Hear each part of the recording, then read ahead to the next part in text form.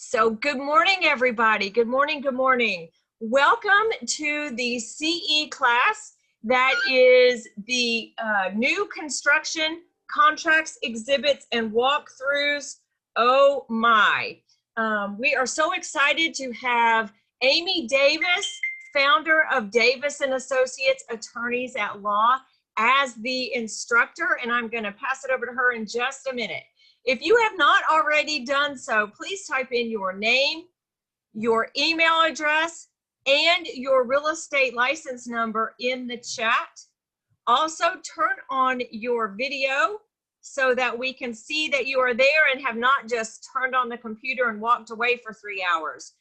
We will communicate during the class through the chat function, also to make sure of participation, that it's not just your computer and Amy teaching to an empty room. My name is Dana Sparks. I am the director of the Georgia Real Estate Academy, and that is the school that is offering this course for CE credit.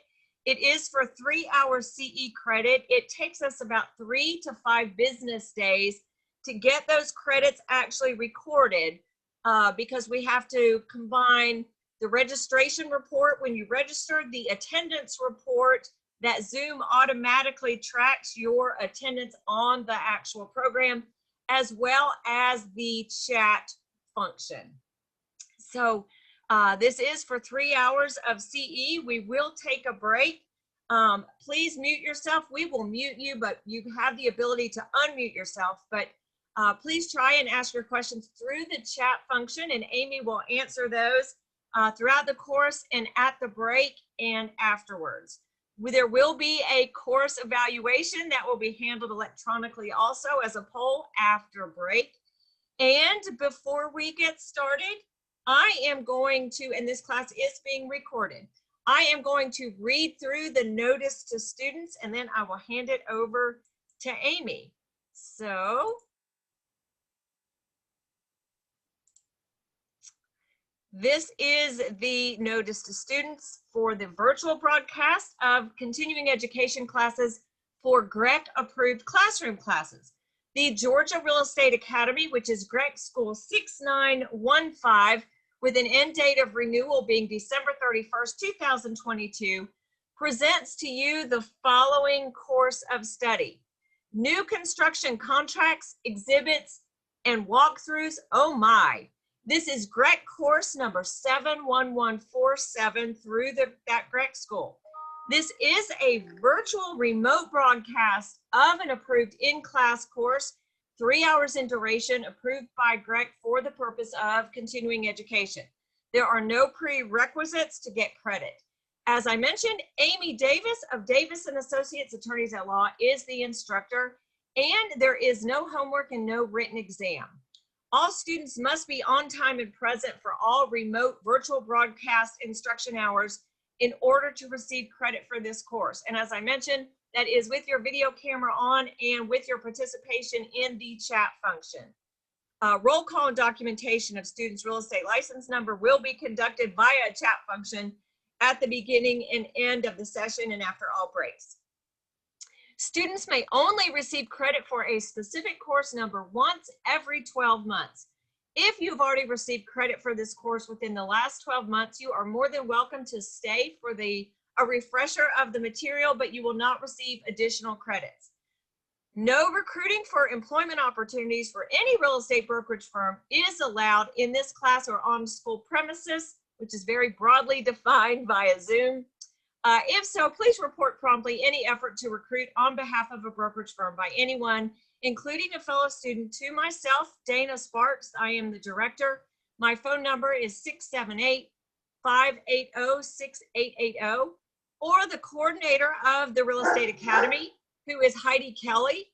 Her number is 770-919-8825, extension 306. Or the Georgia Real Estate Commission directly.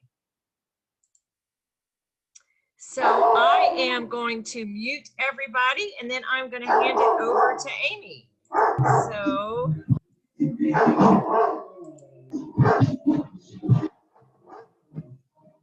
Hang on one second. Over there. All right. Welcome, Amy. Hey, It's all yours. Exactly what you want to do on a Wednesday morning is talk about new construction, right? So I'm Amy Davis. I'm been doing, let's see here, closings for, oh gosh, 20 years now. I've had my own office now since 2008.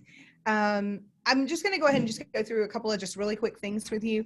I know this material is not super fun material to review. I know that it's hard to sit in a class like this. I think virtual is much easier than actually sitting in a class sometimes. I try to make it as interesting as possible. I'm going to tell you what I get a lot of feedback on is that I leave you sufficiently scared to go out and do your job typically when we're done. That is not really my goal. My goal is to just give you a lot of information that hopefully when you hear something that goes on in new construction, it'll spark you to go back to either the notes you take today or something that we've taught you here in the class. I am hearing music from someone. So if we could just, I'm going to try to mute everybody. If you are not muted, or if you've unmuted yourself, to go ahead and mute yourself. I understand that you may have to take a phone call, all of that. Just make sure, if you look at your screen, there should be a little red box beside your name that tells us that you're muted. So as long as that's on there, for those of you that I see still coming in, your name, your email, and your ID number for your real estate license number needs to be on your chat. So, and then that's also where you're going to ask questions, and Dana and I will be watching the chat as it rolls through. Sometimes I will tell you when I'm sharing a document, I might not see your questions, and sometimes we get to a point where I will get a whole bunch of questions at once, and Dana will let me know when we get to that point, or somebody else will let me know when we get to that point so that we can kind of keep up with the questions, and I will try to answer everyone's question. I am going to start by sharing my screen. I'm going to share a lot of documentation with you today, but I like to jump right in and start going over the things that I'm seeing, things that are new, things that are causing you guys a little bit of indigestion in the new construction world. For those of you that are new to real estate, if you've been in the industry less than a year or so, and you maybe have handled 0 to maybe 1 or 2 new construction, you know, once you get 5 or 6 of these under your belt, you'll sort of see how new construction works and what is standard and what is not. And I will tell you, I will give you a lot of tips of how to fix issues in their contracts. It doesn't mean they're going to accept them. So sometimes you just have to know, here's the risk, advise your client, and let them make the decision of whether to move forward or not. So I'm going to go ahead and begin by sharing my screen with you all. Let's see here.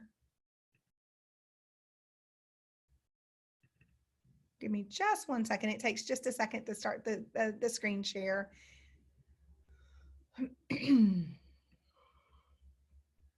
Okay, here we go. Okay, this is just the outline, if you will, of what we are looking at. And this is the part of the documentation that you're going to see a lot of today. And I'm going to enter a full screen on this so that I can see. I can't see if you raise your hand or doing any of that because I can only see about 5 of you at a time while I'm teaching, just so that you know. So the first thing we're going to go through, and I'm just going to give you this sort of outline of what we're doing. New construction contracts, we're going to look at the variations to look for when using a builder contract.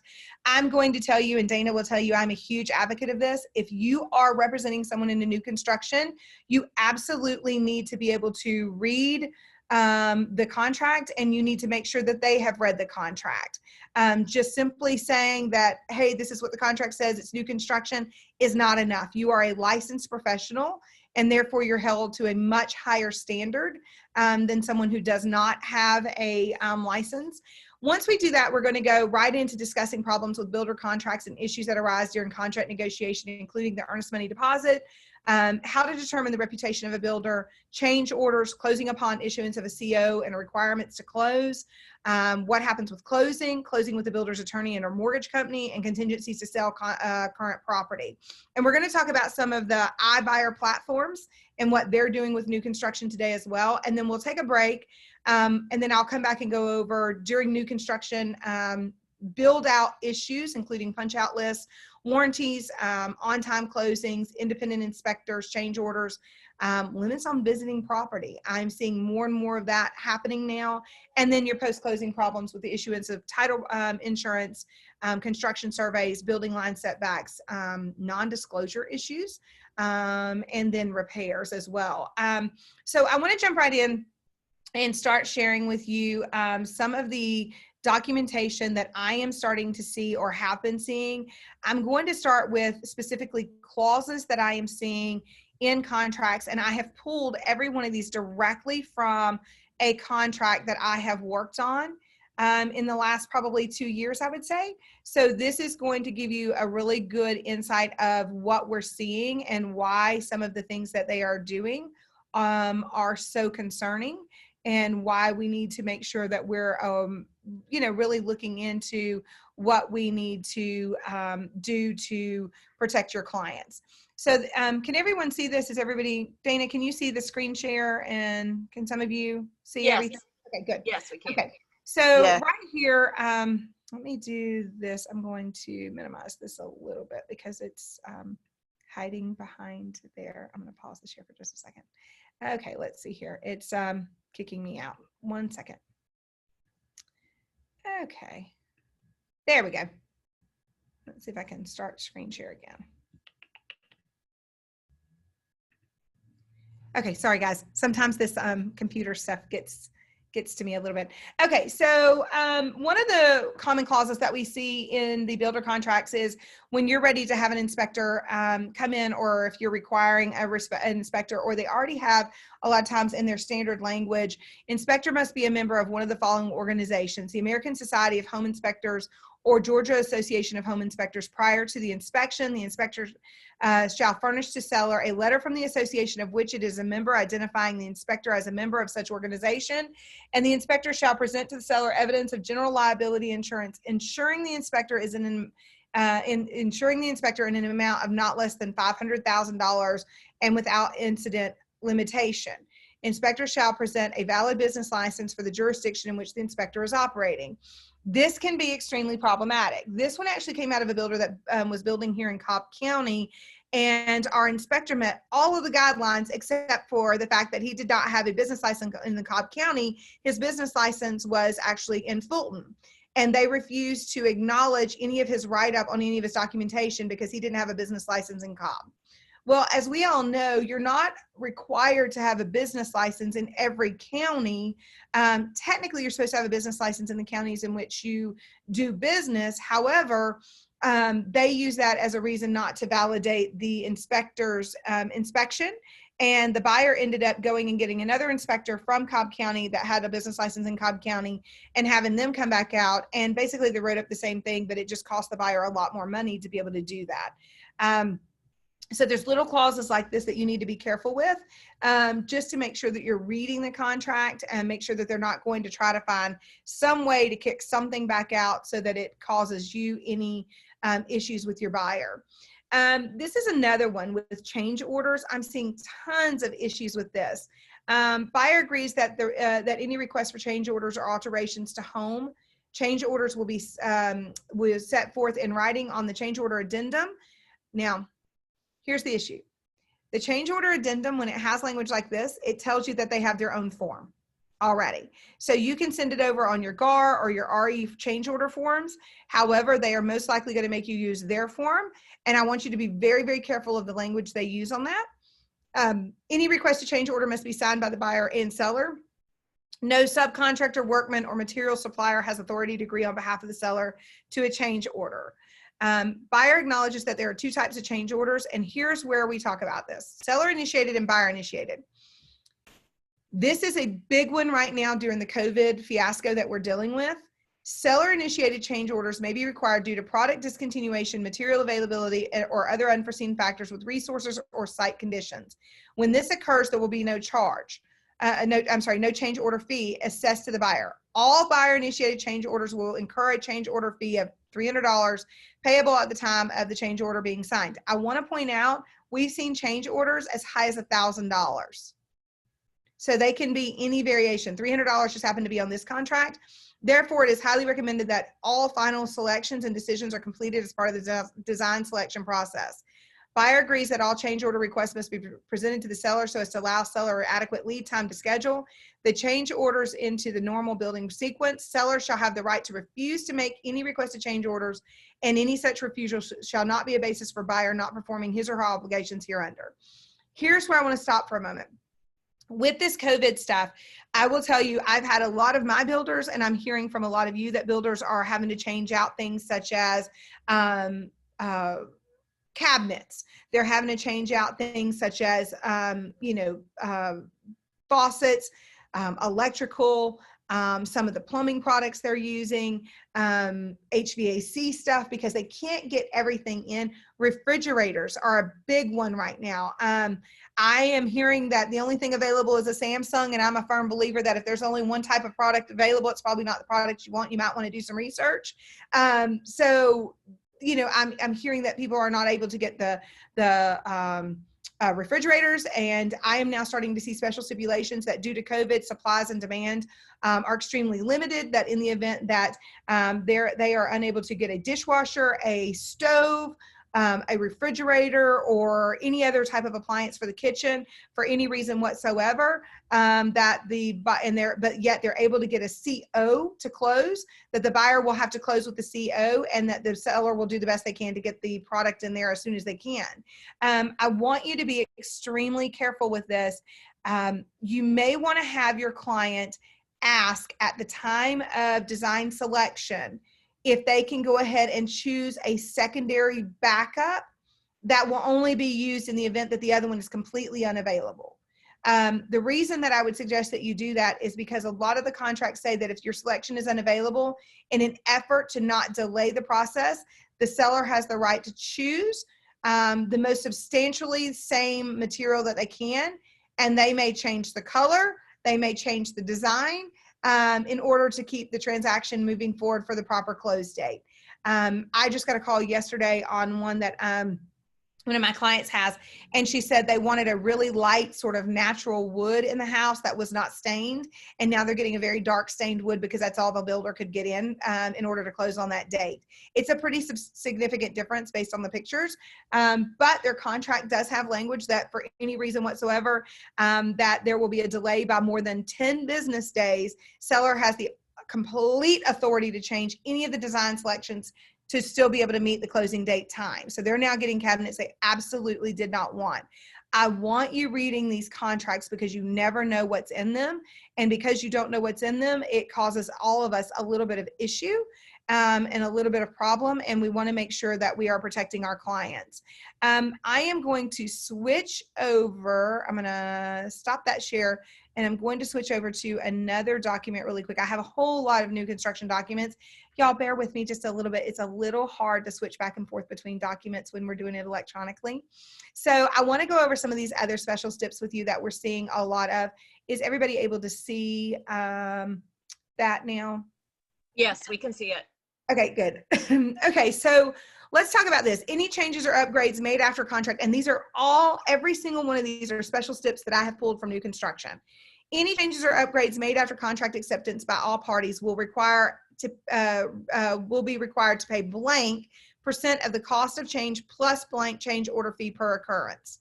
Like I said, I've seen these as much as $1,000 per change order, and I've seen that they have to pay 75% of any change order cost up front. Most consumers cannot pay all of their change order fees up front. I will say this to you, it's very difficult, I think, when you're building a new construction to know exactly how something is going to look until it starts to go in, and then you start to see something and you're like, oh, I want to change this little piece of it. But it does cost the builder, time and money and energy to make these changes, and therefore they are going to pass that on to your consumer. And I also like to say that they pass on the pain in the rear fees, if you will. They like to charge those a lot just because they don't want to deal with any changes. They want to get in there and build, and they don't want to have a lot of changes to deal with. And so therefore they're going to charge those fees. Any changes or upgrades to contract after acceptance will require additional non-refundable options upgrade money paid directly to the seller. This is very common. I have had a lot of this happen where they go in and they do a contract, and during the design selection process, that comes after they go binding. And then they come in and they say, oh, well, we want to buy this. Oh, that's an upgrade. Oh, we want to buy this one. Oh, that's an upgrade. And it's amazing to me how few options a lot of these builders have that are not considered quote unquote upgrades that they charge more for. And so this is another issue that you're going to have to talk to your client about.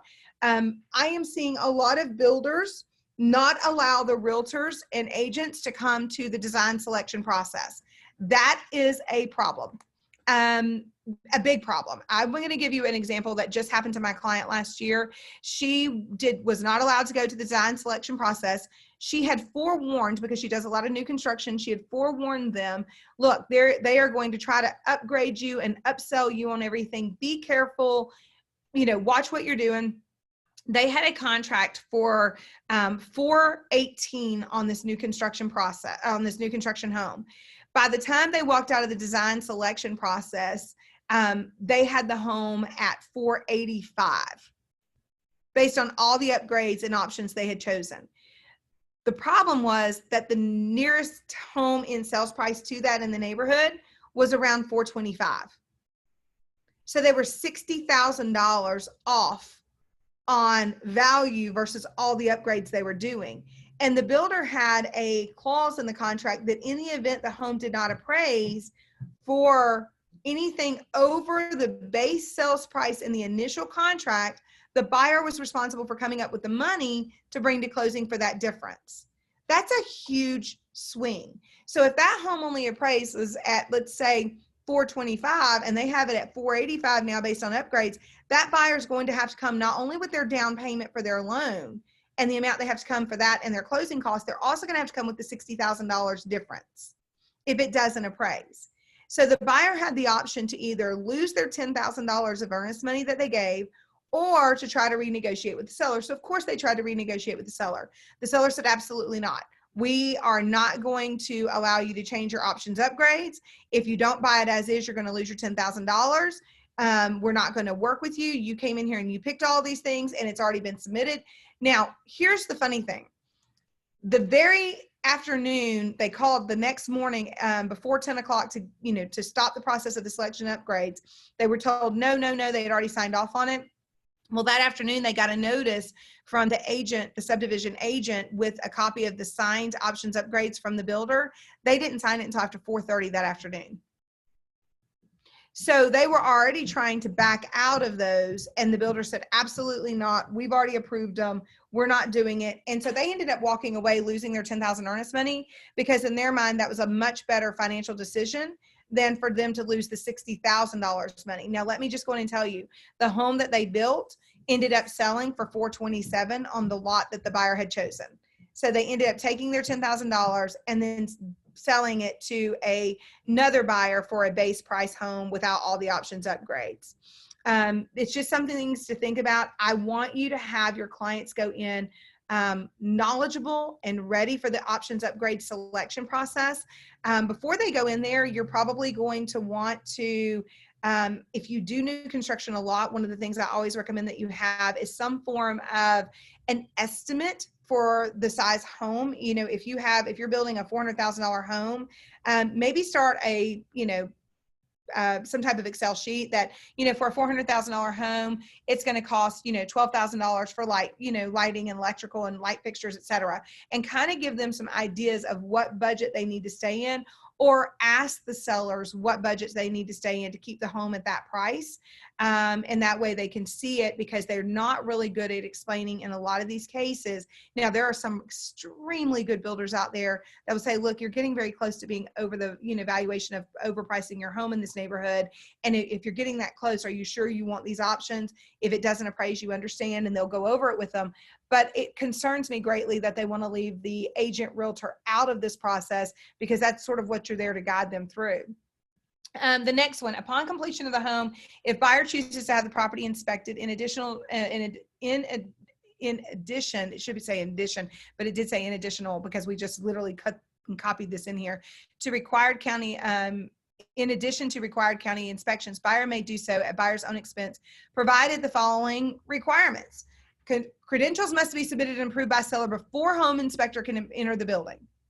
So if you know they're going to want a home inspector, when you go under contract, you're going to need to have that home inspector chosen, and you're going to need to know that they have these following credentials, that they are CABO certified, that for single family dwelling, cosmetic items will be addressed at the first walkthrough inspection with the buyer and or buyer's agent, and seller representative must be present for any inspection to take place and for inspection repairs to be considered by seller. This is a big deal. The seller, the builders want to be present when the inspectors come. And I'm going to tell you, they have people who are very, very good at distracting the inspector during the inspection process. I recently was dealing with a case where it's a new construction, very, very, very well-known home builder. And they build all over, so it's a national home builder, very well-known home builder. And the roof joist did not touch. So they had the roofing joist inserted in the roof. And when the inspector came for the phase 1 inspection process, because their agreement with them was he was going to do inspections throughout the process, the first time they made him leave, he did have his hard head and all that, and they said they didn't have enough time for them to be ready. He did give 24 hours notice, but they were not ready for him to be there. And so they told him that he couldn't come on the property and the seller wasn't available. He rescheduled for 4 days later, and they had already put the roof on by this point, which he was wanting to inspect before they got the roof on to check all of this out. So he goes up in the attic and he realizes the joists aren't even touching. And it became an extremely volatile issue, to the point that the inspector ended up getting a structural engineer out there to be able to certify that the roof being the way it was and the way that the builder wanted to fix it was not going to be sufficient to fix it. So I would just be very careful that you know who your inspector is going to be on the front end of this process, so that you can have them ready and already approved and ready to move forward. Seller does not warrant trees, shrubs, or vegetation, health, or life. After closing, buyers shall be solely responsible for proper fertilization, water, and maintenance of sod, shrubs, trees, and plants. Seller should not have any responsibility to place any plants, sod, shrubbery, or trees for any reason after closing. This one is bothersome to me in a lot of ways. One, I think a conversation needs to be had with your client that for the first year after new construction, they need to immediately hire a landscaper and someone who knows what they're doing with landscaping and shrubs, so that they don't have issues that they've spent, potentially up to $50,000, $60,000 on landscaping, depending on what all they're doing. It's usually around $20,000, but somewhere in that range. If they spend a lot more, they're going to want to make sure they have somebody that can take care of it for the first year. So that if something happens or it's not installed properly from the beginning, we've had entire yards of sod not planted properly. We've had shrubs and trees not planted properly that have died, and it's been extremely costly to our buyers. And then they get letters from the builder when they start to die that they need to replace those things. And they just either, for whatever reason, they're dying or they weren't planted properly, or whatever the issue may be. And then they get a notice that they have to replace them from either the builder or the HOA. So these can be very costly things. If buyer chooses, okay, now this one is not allowable. I want to make this very clear. This is not an allowable stipulation. And I had to go back and really fight with the builder on this to get them to remove this from the transaction. If buyer chooses an FHA loan as the source of funds, buyer must add $500 to the sales price. We can't do that. Be careful of these little add-ons. One thing builders can do is, if you refuse to use their lender or their closing attorney, they can remove incentives away from you. I am a big advocate of you going into the FMLS and pulling what their advertisement is, and then anything they tell you, I would follow it up with writing in email. We just had one that they were dealing with another very large builder, and they had said that in the FMLS, use of our preferred vendors will result in a $5,000 savings to buyer. That's what it says. The buyer did not want to use their lender. The lender the buyer wanted to use was going to give them almost a 0.5 point rate difference, much lower closing costs. Had already approved them for the loan. They were ready to move forward, and when they refused to use the builder's lender and closing attorney and fought them on that, they told them that the sales price was going to increase $21,000 over the current sales price if they did not use their preferred vendors. My recommendation to that realtor was to go back and say, you advertise $5,000 incentives. You can't go over that. And if you do, and try to charge him more than that, he was prepared for the 5,000, but not the 20. We're going to file a complaint with Department of Housing and Urban Development, and we're going to file some complaints on you. I'm going to go in and tell you, we're seeing some pretty egregious things with that. It's a hard fought battle to get some of these issues resolved. Keep in mind that most builders have some kind of alliance with a closing attorney. I have builders that used me, but we are seeing a lot of the big builders are getting into the habit of making money off the closing from the law firms by having joint venture title insurance programs. They're making money off the loans because they have joint venture lending companies that they jointly own with the lending institution that's doing the majority of their loans or all of their loans. And those lenders are often charging higher rates, higher closing costs, because they're going to make that money somewhere and they're going to make it up somewhere. Believe me, they're going to make their money. And I am also seeing that I noticed the other day that one of the local law firms that does some builder business, I had to have a proof of sale on something. And I noticed what the fees were, excuse me. And then there was a question about a closing cost with an HOA issue with one of my clients on their new construction, and they sent it over to me. And I noticed that the attorney fee on that one was very different than the attorney fee on another transaction they had. And come to find out, they're charging more because that's an alliance builder. So they're charging more fees than they would maybe be charged if they closed somewhere else. Buyer acknowledges and agrees that interest rates can and will fluctuate during construction financing period. I want you to be careful of this. Should buyer choose a lender outside of lender's preferred list, buyers shall be willing to accept the interest rate as of the day of closing or at the time of rate lock prior to closing, or forfeit all earnest money or options or options upgrades money. So basically what they're saying is if you refuse to use our lender and the interest rates go up, no matter what they go up, you're going to be responsible for that interest rate, even if they jump 2 points. There's no cap on that. Not a very fair thing for our clients. Certainly, I am not an advocate that these builder lenders save your clients money. I do not believe they do. I've seen too many situations where they're charging way more fees in their closing, and the fees are much higher. Let's see here. Seller reserves the right to approve or deny any of the buyer's selections. If if seller deems any item or color to be custom or to not appeal to the masses, seller may deny the installation of the item and or colors at the sole discretion of the seller, or require 150% of the cost of the item and or color to be paid as non-refundable options money. So it's 150% more than what the item already cost. I want to go over this with you and kind of tell you a couple of things. We all know the big design right now that everybody seems to really love is this farmhouse design. I think that for like anything else, I think it's going to have a season. I thought the season of this might be over already, but it's still continuing very, very much so.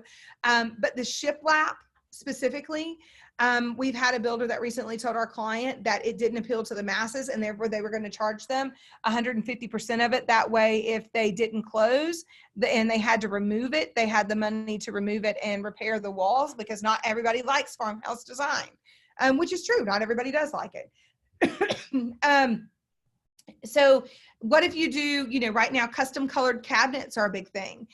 We had one that the builder told them that they were going to have to pay the entire cost up front for their kitchen cabinets, because they wanted to do white cabinets with a big, huge navy and quartz countertopped island.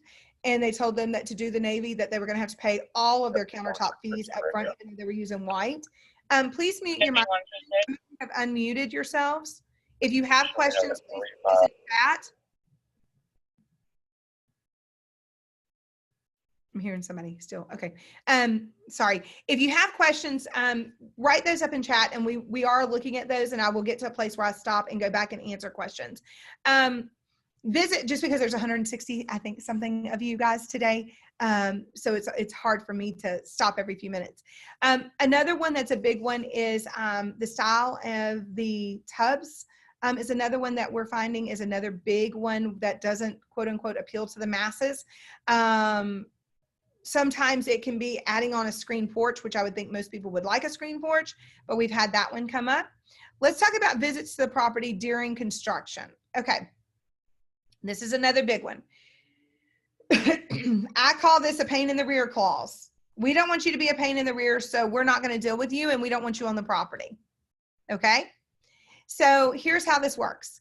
They claim that it's due to hazardous conditions on the property, which I agree, because if anybody goes on the property and gets hurt, who's responsible? The builder and their insurance. Buyers shall not be allowed on the property for any reason at any time without a scheduled appointment approved by the seller. Do you guys realize that that doesn't tell us how long in advance they have to schedule that? Do you see that? Should buyer go onto the property to enter the dwelling without a scheduled appointment, buyer shall be fined $300 per occurrence. Now, I'm going to tell you, we have a builder who often puts up video equipment in their main model home, and they change it around based on what homes they're doing. And sometimes they'll put up video equipment on the new construction just because of theft and issues like that. I want to point out to you guys that they are even fining some of these buyers for after hours when nobody's there and they're just, driving by in the evening and want to see how their home's coming along, because people are really excited about their new construction homes and they want to see it and they want to be there for it. So these are things that, you need to know about. This shall be documented by the seller and or seller's representative and billed to buyer accordingly for immediate payment. If unpaid after 10 days, at seller's discretion, seller may require payment at closing, terminate the contract and retain all earnest monies, option upgrades monies, etc., paid to that date. So they're really risking losing quite a bit if they continue to go in and then they refuse to pay this $300 fee per occurrence. I want you to be aware of this because it's causing us a lot of issue. The builders, especially during business hours, do not want the clients on the property. We all know how this works. It's no different, and I want you to be a little bit empathetic with the builders on this piece of it.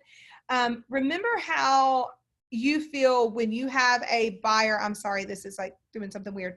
When you have a buyer who goes to the property and suddenly they meet the seller and the buyer and the seller start negotiating.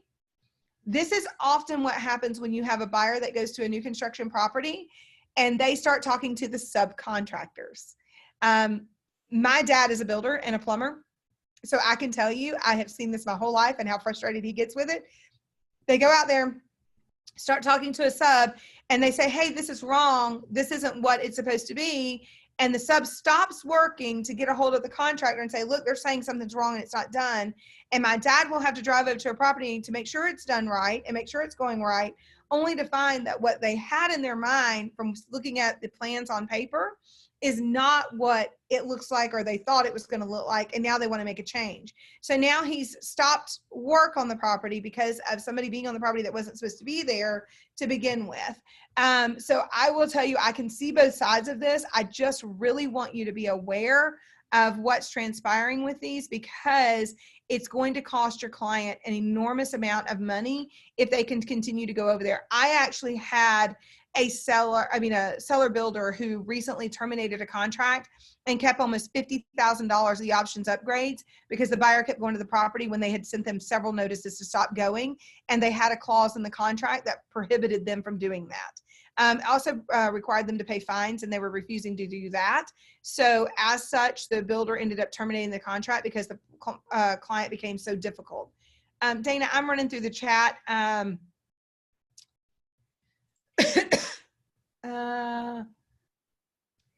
A lot of them are comments. Yeah, I was just trying to make sure I didn't see any. Yeah, I see. Look, I see a lot of questions about, the shadiness and all of that. I'm going to say this, not every builder is shady.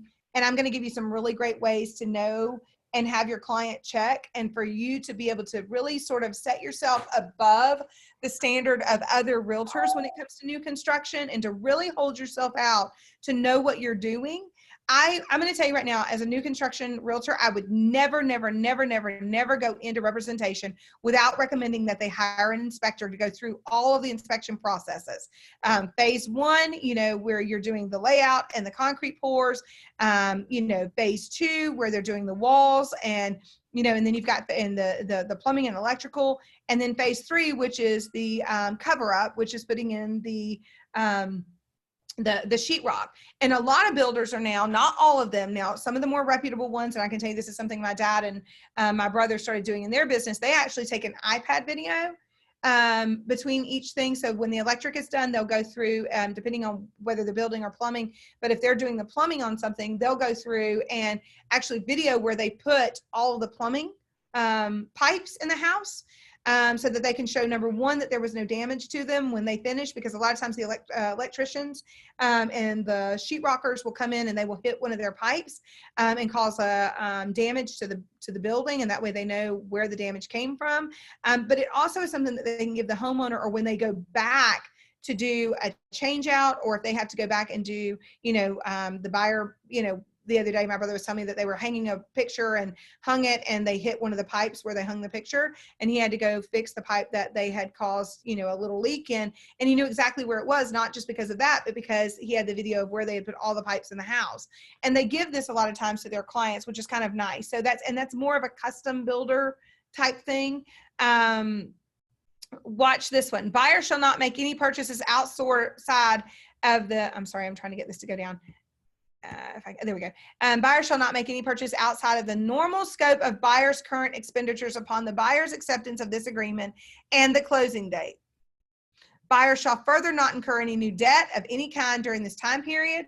Buyer should buyer do any of these which would jeopardize the buyer's loan approval, whether known or unknown to the buyer, buyer shall forfeit all of buyer's earnest money and options money paid prior to closing. This was a special stipulation. So this one actually overrode the financing contingency. And we actually had a buyer who was out shopping, not a big deal, but out shopping. And during the loan process, went in and got a new credit card. And I will go in and tell you, she had been somewhat difficult with the builder, but she had sort of been towing the line about what the requirements were. And the lender immediately alerted the builder that there had been a change and that they were going to have to push the file back to underwriting because they were getting very close to closing, because she had opened up a new credit card, one of those save money if you buy it now and then you can turn right around and pay it off. Well, she turned around and paid it off, but it dinged her credit score. And when it dinged her credit score, it dropped her credit score, so she wasn't eligible for that rate, which meant it had to go back to underwriting, and there were going to be some problems with it. And because of that, the seller said, well, it looks like we can terminate the contract because you put the loan at risk because you didn't follow the contract terms. If your client is difficult, builders will look for a reason to get out of contract with them. So just be aware of that. What about this one? Seller reserves the right to locate the premises to be constructed on any lot on the lot in any location deemed proper by the seller, to make final adjustments to lot lines, plats, grades, retaining walls, drainage, tree removal, elevations at the sole discretion of seller. Seller may further, at seller's sole discretion, modify the lot as seller deems necessary for maintenance and the servicing of sewers, storm drains, maintenance and operation of lot facilities or those of the neighborhood. So one of the ones I came across recently was the builder, they decided that they were going to change the amenities plan, and there was a property that went up behind the neighborhood. So they were going to buy the property behind the neighborhood. And 3 days before closing, they recorded a new plat. Well, the new plat took 30 feet of our buyer's property right before closing and remodified it so that there was a walk-through between our buyer's lot and the neighbor's buyer's lot, which also removed 30 feet off their lot, to have access, a walkway access from the neighborhood through between the two properties to where the amenities were now going to go in the back. And our buyer went to put up the fence and had no idea they had lost 30 feet of their property on one side. But their builder had this type of clause in it, which allowed them to move it. We've also seen where they've put the house too close to the building line, and then they'll just go in and move a building line over. And they often don't tell your buyer that they're doing it. And it leaves your buyer in a situation where they're really unsure of where their lot lines are. I'm going to tell you too, more so than even in resales, new construction, you need a survey. I know you think you don't, but what you're getting with a plat is just simply the plat prior to the completion of construction. What you're getting with a survey after the construction is completed is confirmation that they've not built over the building lines, confirmation that they have completed the construction where it's supposed to be, confirmation of where the neighbor's building lines are, all of these things. We've actually seen a couple of different things on surveys, and Dana was moderating our surveys class. I think it was last month or a couple months ago, Dana. And I was showing them a survey that we had that was done after the buyer had completed the new construction. She lived in the home for 10 years, and they had actually constructed her home across a major gas line. The middle of the house sat literally on top of the gas line, which makes it uninhabitable. So there was a whole lot that had to be done to get Atlanta Gas Light out there and redo the gas lines and rerun them. It was extremely expensive for her. She couldn't even sell her home with the way that it was because nobody wants to live in a home that has an active gas line running under it because it's very dangerous. I believe the last time I talked to her, they were in the process of filling the old pipe with concrete in an effort that it wouldn't collapse eventually with the weight of the house being on it, because they had, they did at least, close it off, and they reran the line on the other side, and then they were going to have to fill in that line. So it can be extremely costly. And she was also beyond, the builder obligations for fraud and statutory being able to sue the builder. In addition, the builder had went under. So there was a whole lot that went on with all of this. What about this? Seller may choose to relocate the buyer's choice of lot location prior to the beginning of construction for any reason at seller's sole discretion. Your buyer goes in and they specifically want a property on a cul-de-sac. They go under contract with your seller, and your seller has something like this in it. And let's say they've paid a premium for that particular lot. They paid an extra $30,000 for the lot. In this stipulation, all the seller has to do is give them the premium upgrade back and relocate the building of their house to another lot, and they can resell that cul-de-sac lot to somebody else for more money. It doesn't seem very fair, does it? The one thing I would tell you about this one is it does bring into the question of vagueness about the property, because we have to be very specific about what property is being purchased. So I think this one, if it went to court, would be extremely questionable. And I don't think the courts would allow it because of our rules with certainty as to the particular property that is being purchased. But that is not a stipulation I have only seen one time. I've seen it several times in several builder contracts. The next one is, if purchaser is buying a completed or partially completed home, purchaser understands that all shrubbery, trees, furnishings, including but not limited to light fixtures, faucets, ceiling fans, refrigerators, etc., are not included in the sale. Further, any items shown or listed on in the display or model home are not included floor plans of the sale of the home purchaser has chosen unless specifically stated within this agreement. We actually had this one happen about 2 years ago. The buyer was buying the model home and they were paying a premium for the model home, about $35,000 more, because it had a whole lot of upgrades. Upgraded ceiling molding, upgraded baseboard molding, the big 4 to 6 inch baseboard molding, upgraded carpets, upgraded cabinetry, upgrade huge island in the kitchen, upgraded this, upgraded that, upgraded fireplace, decor with the bricks that they used, etc. And they thought and believed that it was going to include the light fixtures and all of that. And the builder went in the week before closing and removed all the light fixtures and put all of their builder grade light fixtures in. They took down a $3,500 chandelier. They took down all of the light fixtures, and they had a clause for this in there. They had a custom freezer, walk-in freezer, and they had removed part of the walk-in freezer piece, saying that that wasn't part of the sale. So there were a whole lot of things that were removed out of the property that the buyer thought, and the seller ended up negotiating with them and getting some of it put back in, but it just caused the buyer an enormous amount of frustration and aggravation. Dana, are there any, I'm not seeing any questions yet that I've come across. I might have missed them because some of them are rolling in pretty quick. There were a couple about what do you do as an agent or representing a buyer? What do you do to sort of keep tabs on a builder, or you know, how do you supervise the integrity? Another one is do builders notify the buyers, inspectors to schedule a time? And then another one way up repeatedly is, will you share these documents? And Amy, if you share them with me, I can post them where I post the video. So. Yes, I will send them all to Dana. That way she can see, she can post them for you.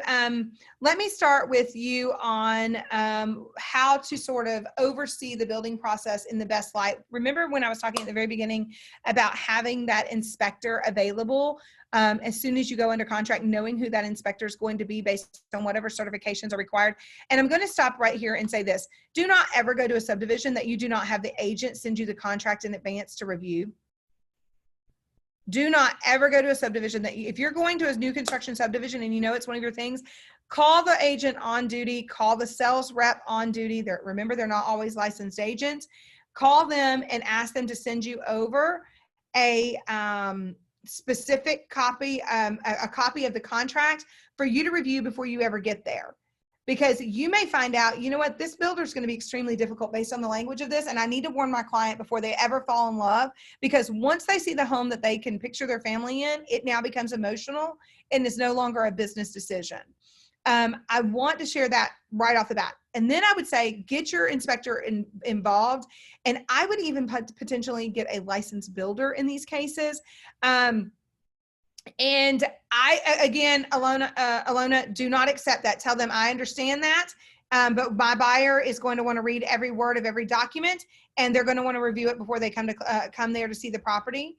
And I would really push to get that in advance, and tell them that you will schedule a time to come look at the property as soon as you have that in hand, because your buyer wants to, just blame your buyer. They want to review and read everything in advance. So that way you can try to push it in that direction. And then, you know, push off that you're not going to schedule a time to come out there until they send it to you. One of the things that I want to say, to you about this, though, is if you get an inspector or a licensed home builder that is not acting in that particular capacity on this construction, they will go in those phases for you and do multiple inspections. And at the time of contract, I would write in, and you need to have this special stipulation to this effect, that as part of the inspection process for buyer, that buyer's inspector will be allowed to inspect each phase of construction as it is completed within 48 hours after completion. And the reason I want to stress that is because a lot of times they will go in and they'll complete phase 2 and get their get the county to come out and approve, you know, the plumbing and electrical, and they immediately start on cover up, and then your inspector can't see what they've covered up. So I want to make sure that this is all being coordinated with the inspector, so that the inspector can go in there and see it before they actually cover it up and look at it. I would also recommend, you know how I told you that a lot of the really reputable builders are now giving them videos of where piping and electric and all that is. I would strongly encourage your buyer to set up a time to go out there and do a walkthrough during those junctures, and let them video with their phone themselves where the pipes are and where these things are, so that they have it. It also helps if something's done incorrectly for insurance claims. So during that, they need, really, an inspector doesn't do completion in new construction. If they're not buying a new construction that's already completed, they need them to do the inspection throughout the process for multiple things, and during multiple phases. And it's usually 3 phases. So it usually would be 3 inspections. Dana, did I hit all of those questions? I feel like I missed one. I can't, for some reason, mine won't allow me to go back up. There's a couple of comments about, we're in such a seller's market right now that the builders don't really care. So as an agent, how do we, you know, how do we address issues to protect our clients? Well, you've got to do it on the front end. And this is why you've got to be savvy about new construction when you're going under contract, because you can't change it after the fact, and they're not going to give you any leeway after the fact. That's why you have to have the special stipulations in there on the front end. And you have to also remember that a lot of these sales agents are not licensed realtors, so they make decisions that they are not required to present to the seller. So if you're dealing with someone who is unlicensed, that's a sales agent in a subdivision, they don't have the same requirement that you do, which is that they must present all offers. They're not under that same obligation. So it's a big point to point out to you guys to be prepared for. If you are allowed to view the property, you just have to set up time to do it. So you have to know what the contract says about when you're allowed to be on the property, what steps you have to go through to do such. And when you are able to be there, make sure that you video, make sure that you have what you need, make sure that you're looking for the protocol. There is a great new construction, what to expect when you're doing new construction form for GAR. If you have access to the GAR forms, it's a disclosure. I would get that disclosure and send it to my client, make them sign that they received it. I empathize with you all that it is a seller's market right now. I completely empathize with you for this. But your job isn't to make it enforce everything I'm saying to be in the contract. Your job is to be knowledgeable enough that you make these recommendations in writing to your client, right, Dana?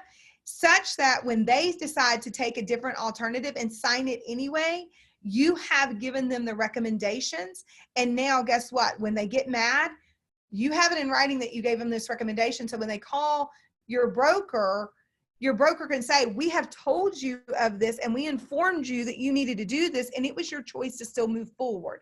This is so much of what you've got to handle in new construction. I understand a lot of builders aren't going to give you this leeway, and a lot of builders, but you know what? If you set out 4 or 5 battles, you might win 1 war. So you might win one thing that is really important to your client, and you'll know what that is, but they may not know. And you say, okay, look, my client's willing to forego these 3 things, but they really want this in there. And it looks like you're compromising. And sometimes the builders will accept those. So be aware of what the most important things to your client are, and also prepare them. They're probably not going to sign off on these things. So when they come back and they remove them out of the contract, you then submit it back over to your client and say, look, you asked for this, this, this, this, and this. They refuse to do it. Here are what's going to happen if you sign this without it, and here's how much right and power they have. We need to make sure you understand this going into it. So that's a big part of it. Amy, there's one more question about going back to explain your recommendation for dealing with the preferred lender issues again. Candace says that she had this happen recently. Sellers required a $35,000 non-refundable deposit for using an outside lender. I can almost bet you I know which builder that is. I can almost bet you, because I've heard this a couple of different times from the same, from different people for this same builder. And you know what, if your client has money, I would go back to them and tell them, this is what I would say to them, is that one of the things I would tell them is that that is extortion, that it's tantamount to extortion, because even though it may not amount to extortion, when people hear that, they're like, oh, wait a minute. What you can do, though, is tell them, look, this violates Department of Housing and Urban Development. You're requiring a $35,000 non-refundable deposit for them using an outside lender. They're willing to put down $15,000. They're willing to put down $20,000 for using a non-refundable lender. We had already decided, let's say that you had already decided that you're going to put down 10. My buyer's willing to put that down 15 or 20, and that's it. But here's what I'm going to tell you. When these builders do this kind of thing, you need to go back to your client in writing and say, this is extraordinarily different from what most builders do. And I already am concerned that this builder is going to be extremely difficult to deal with if they're already doing this. And I want to put you on notice of that to determine if this is really the right choice for the home for you and the right builder for you. Okay. Let me give you a perfect example of something that I recently went through with my own family member. I had a family that was looking to buy new construction, and they were looking to buy new construction, excuse me, in my area, well-known builder in, my area, Fulton, whatever, and I'm in Cobb. So they called me and they said, look, we're looking to buy in this. And I'm going to go in and tell you, I've had multiple complaints come across from my realtors about this specific builder. I do not do closings with this builder. I will just go in and tell you the reputation of the builder is they will force the buyers to finish closing, and then they won't finalize the walkthrough items that they agree to do as part of the let's get it to the closing table process and their walkthrough. Lots of pretty significant repair issues that they refuse to handle. So here's what I'm going to go on and skip it forward and tell you what I would recommend. And I'll remind you of this when we get back to this part of it. I recommend that buyers do 3 things before they ever step foot into the agent's office to sign a contract. Okay. 1, they need to go see the property with you. And I'm going to tell you, if you're doing new construction, you better be present, because these builders are trying everything they can not to pay you your commissions. And some of them have rules that they publish in FMLS that if you're not present at the time that your buyer comes to the property, we will not pay your commissions, even if they have a buyer's agency agreement. Okay. So in your buyer's agency agreement, I would strongly encourage you to have a very stern buyer's agency special stipulation that says that in the event buyer decides or chooses to buy a new construction property, that they will not view the property without you being present first, or they could be solely responsible for payment of your commissions. Because we're seeing a lot of builders push that back on the buyer. And they know that you don't want to hurt the buyer's potential for being able to get their home and making a process difficult. But you want to have that in your contract to protect yourself. So let me just say this. My recommendation was they go and look at the property with their agent, which they did, their realtor, which they did. They looked at several properties in the neighborhood, and I told them, do not go to this property until your buyer's agent is available to go with you. I actually got a call from this buyer's agent, who was a personal family friend of theirs, and thanked me and said, I've never had an attorney tell my clients to do that before. Thank you, thank you, thank you. The second thing I told them to do was to pull in after hours when they know that nobody is in the model home, and to park and take their baby in the stroller and walk around the neighborhood when people are out walking. And the reason I want them to do that is I wanted them to stop people. And his wife is very, very talkative and very outgoing. And so she was stopping people and saying, what do you think of the neighborhood? What do you think? We're looking, and we wanted to walk around tonight and kind of meet the neighbors and see what the neighborhood's like. We're really thinking about buying a home in here. What are your thoughts? And after the 5th stop of a person, they had their answer of whether they were going to buy in there or not. And then the third thing that I would strongly encourage you to do is what we've already talked about, is getting a copy of the contract and reading it in advance. And I'm going to show you one of the things that was in that contract in just a few moments regarding a contingency for sale of their current home. Let me tell you what the neighbors in the neighborhood shared with them. They shared with them that walkthrough items were not complete. One of them said, I've lived here a year and I still didn't have a dishwasher that they were supposed to provide. So I had to go buy my own dishwasher. One of them told them that they wish they would have never bought in the neighborhood, that they love their neighbors, hate the builder. One of them told them that all of their landscape had died and that they put it in the day of closing and literally didn't finish putting sod down in the backyard and still had never done it, and they had to pay over $1,000 to get that completed. Complaint after complaint after complaint after complaint. And then the other thing I told them to do, and this is one that you should do before you ever go look at new construction with your client, is say, look, before we ever go look at this, I want you to get on the Better Business Bureau, and I want you to get on some review sites and see what you find out about this builder. And, there are always going to be negative things. If there's 1 or 2 negative issues about a builder, that just goes with the course. It's like there's going to be a negative issue at some point in your career with you. There's going to be one with me, and it sometimes has nothing to do with anything we do to help a client. It's just their process that they underwent. They've got to have somebody to blame. And they certainly can't blame themselves if it was something they failed to do or take acceptance or acknowledgement for. I want to stress this to you because after my family member went and looked at this neighborhood, and then they looked at the Better Business Bureau, and they were telling me that, oh my gosh, there's so many complaints on this builder on the Better Business Bureau website, and people still use that. They still use a lot of these review sites to see how good someone does. And if someone is really doing a great job and people are writing really amazing reviews about them, and there's a couple of bad ones, you can't please everybody. There's always going to be a grumpalumbagus in the group that you can't please, and there's always going to be somebody that's willing to say something negative about you just because they themselves have a bad day. We all know those people in our own personal lives, right? And remember, someone is 98% more likely to write a negative review than to write a positive one. That's a huge statistic. So sometimes you have to take these, but if you see dozens and dozens of complaints against a builder, there has to be, and I'm talking, a builder that's been around 10 or 12 years and they have 40, 50 bad complaints on them. with, a bad rating with the BBB, or they have, on some of these other sites, really bad reviews. It's something to take into consideration. So be aware of those things before you ever go look at a property. I'm going to go in and tell you, I wrote it years ago. I don't know if I still have a copy of it. Dana, I'll look for it for you. There is a, it's very similar to the what to expect when you're expecting with new construction, what to expect in new construction disclosure thing.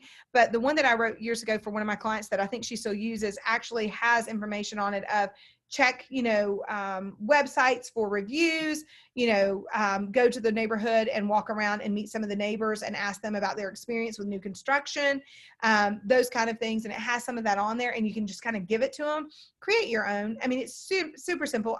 Dana, if I can find it, I'll send it to you. If not, they can, it's a pretty simple thing to do.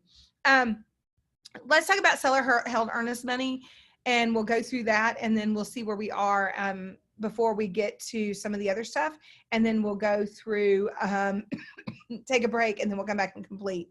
Seller held earnest money. One of the biggest differences in handling of new construction contract deals is with earnest money. Most builders want to hold the earnest money for obvious reasons. Note that, the national, builders contract, the GAR contract, the GAR earnest money held by seller exhibit do not address the payment of construction deposits. Payment of construction deposits must be addressed separately with special stipulations. If someone is giving earnest money, a lot of these are potentially non-refundable. They hold them in their general ledger account. So we have one right now that we have a client that they think they're about to lose their money with their builder. They think the builder's actually going under because he stopped responding to them for quite a few weeks. We've been trying to sort of watch to see, is he filing bankruptcy? Is something going on? And he has about $60,000 of their money. And they gave him a $40,000 non-refundable deposit when he started. So I wanted to, make sure that you're aware of that. I would ask them to hold it in an escrow account. Or here's another option. One of the things I caught one of the builders on the other day, and he really didn't have a comeback for this, was, well, if you're so inclined that you trust this attorney so much that you're forcing my client to use an attorney that charges them about $400 more per closing, why can't the attorney hold the earnest money? At least then the builder's not holding it. And he at least eventually acquiesced on that, so that we could at least get the deal moving forward. I want to also make sure that you understand that construction deposits need to be separated also on the closing disclosures from earnest money. I have one builder who everything is a construction deposit that is non-refundable. They have to give a certain dollar amount non-refundable construction deposit on the front end, and then any option upgrades that they have to do and they have to pay for, that also goes into the construction upgrade deposits. And so everything is deemed to be in a construction upgrade deposit. They don't do earnest money. By use of the word earnest money, you're already deeming that the money is refundable in some way potentially. So in the event that you have someone that says we're going to do a non-refundable earnest money. This is why I always tell you guys when you call me not to use non-refundable earnest money as your language. Many of the courts have said that the use of the term earnest money deems that there's some refundability to it. If it's a contract extension, it should be option monies to extend contract. Contract extension option monies. If it is an option to move in early and you're wanting to give them, not additional non-refundable earnest money, it needs to be non-refundable options monies for possession of the property in advance of closing. It needs to have some type of option language to it, just to ensure that if there was ever a dispute that you guys are, that it's all covered. And then you also have the construction and upgrades deposits. They're non-refundable. I've never seen a builder allow for upgrades options to be refundable of any kind. Can be lost for multiple reasons. We've talked about some of those reasons. Some of them are just because we just don't like you. There is a local builder here who was building a huge home here locally and terminated the contract with the seller, and the seller was furious about it. They actually had, with the buyer, they actually had a language in there. If seller for any reason, basically, that seller deems necessary, that buyer is becoming too difficult to work with, or is delaying the project for any reason whatsoever, seller may terminate the contract and release earnest money deposits, but not option upgrades deposits, and resell the property. And they did. And they resold the property. Constructions and upgrade deposits may require payment in full, may result in home being more costly than the home will appraise for, which we've talked about, and may result in buyer having to bring even more funds to close if home does not appraise.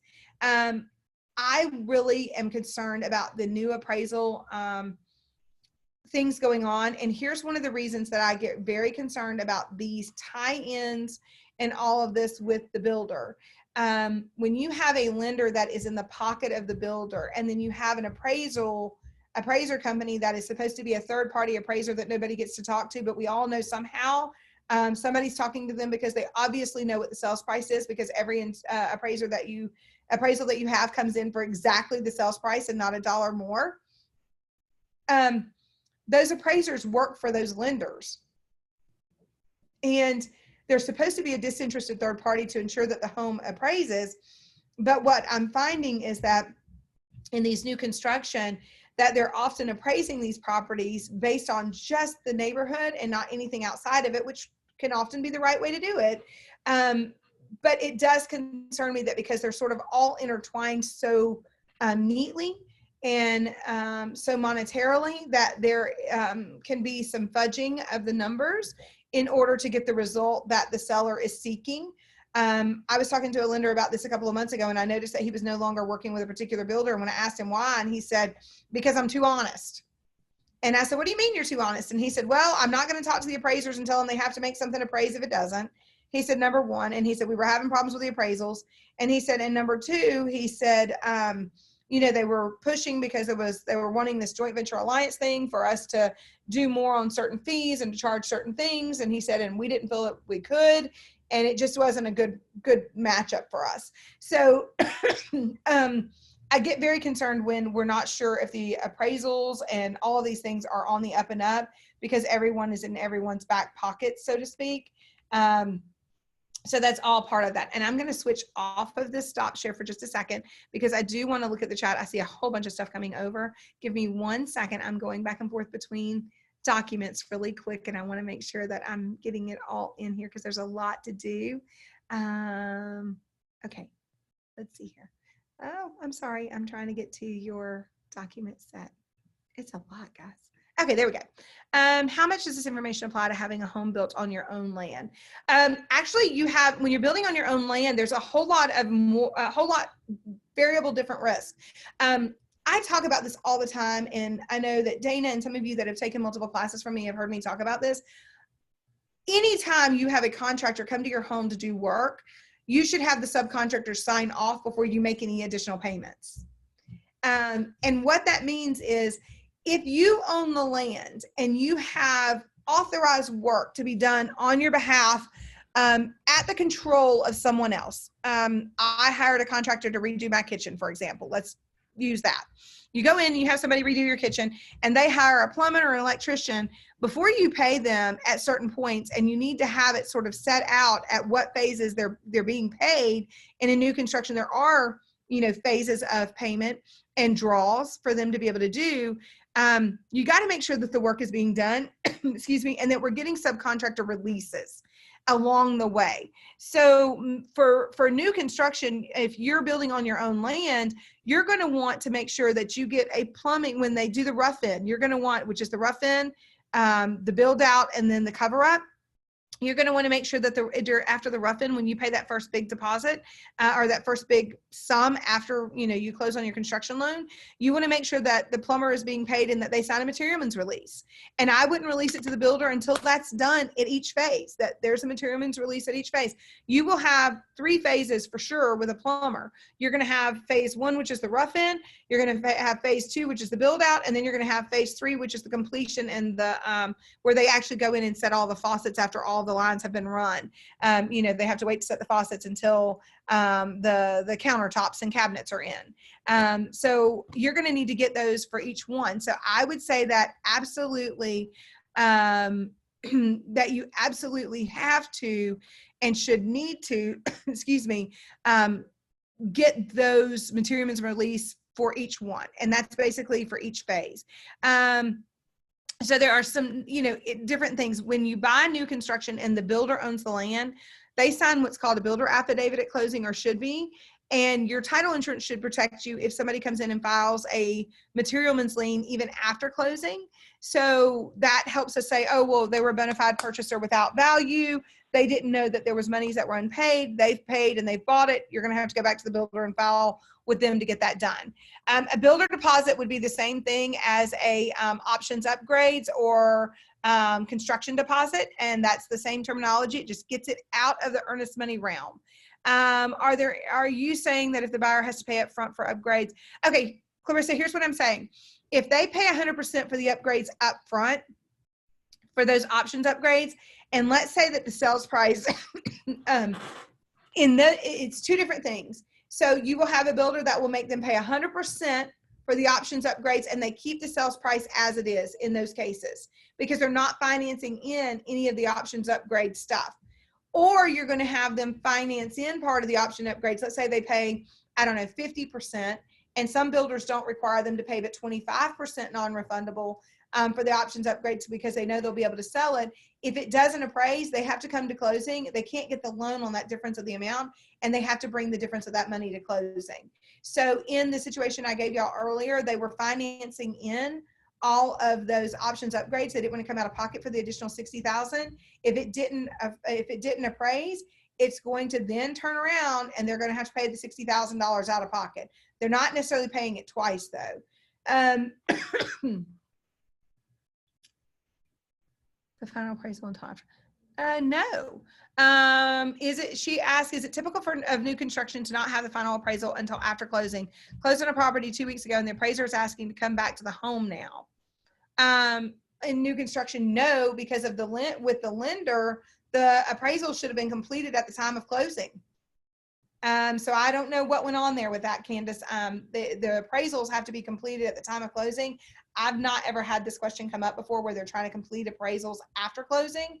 I would notify the appraiser that the home is already closed and that the lender had informed the buyer that the home appraised, because otherwise they would have to come to closing with the money. The only difference of that is if the appraiser had set out certain things had to be completed and the lender sending them back to make sure certain things were completed when they did the appraisal. Extra inspector at buyer's expense to come in. Yes, it is the buyer's expense for the inspector to come in during the 3 phases.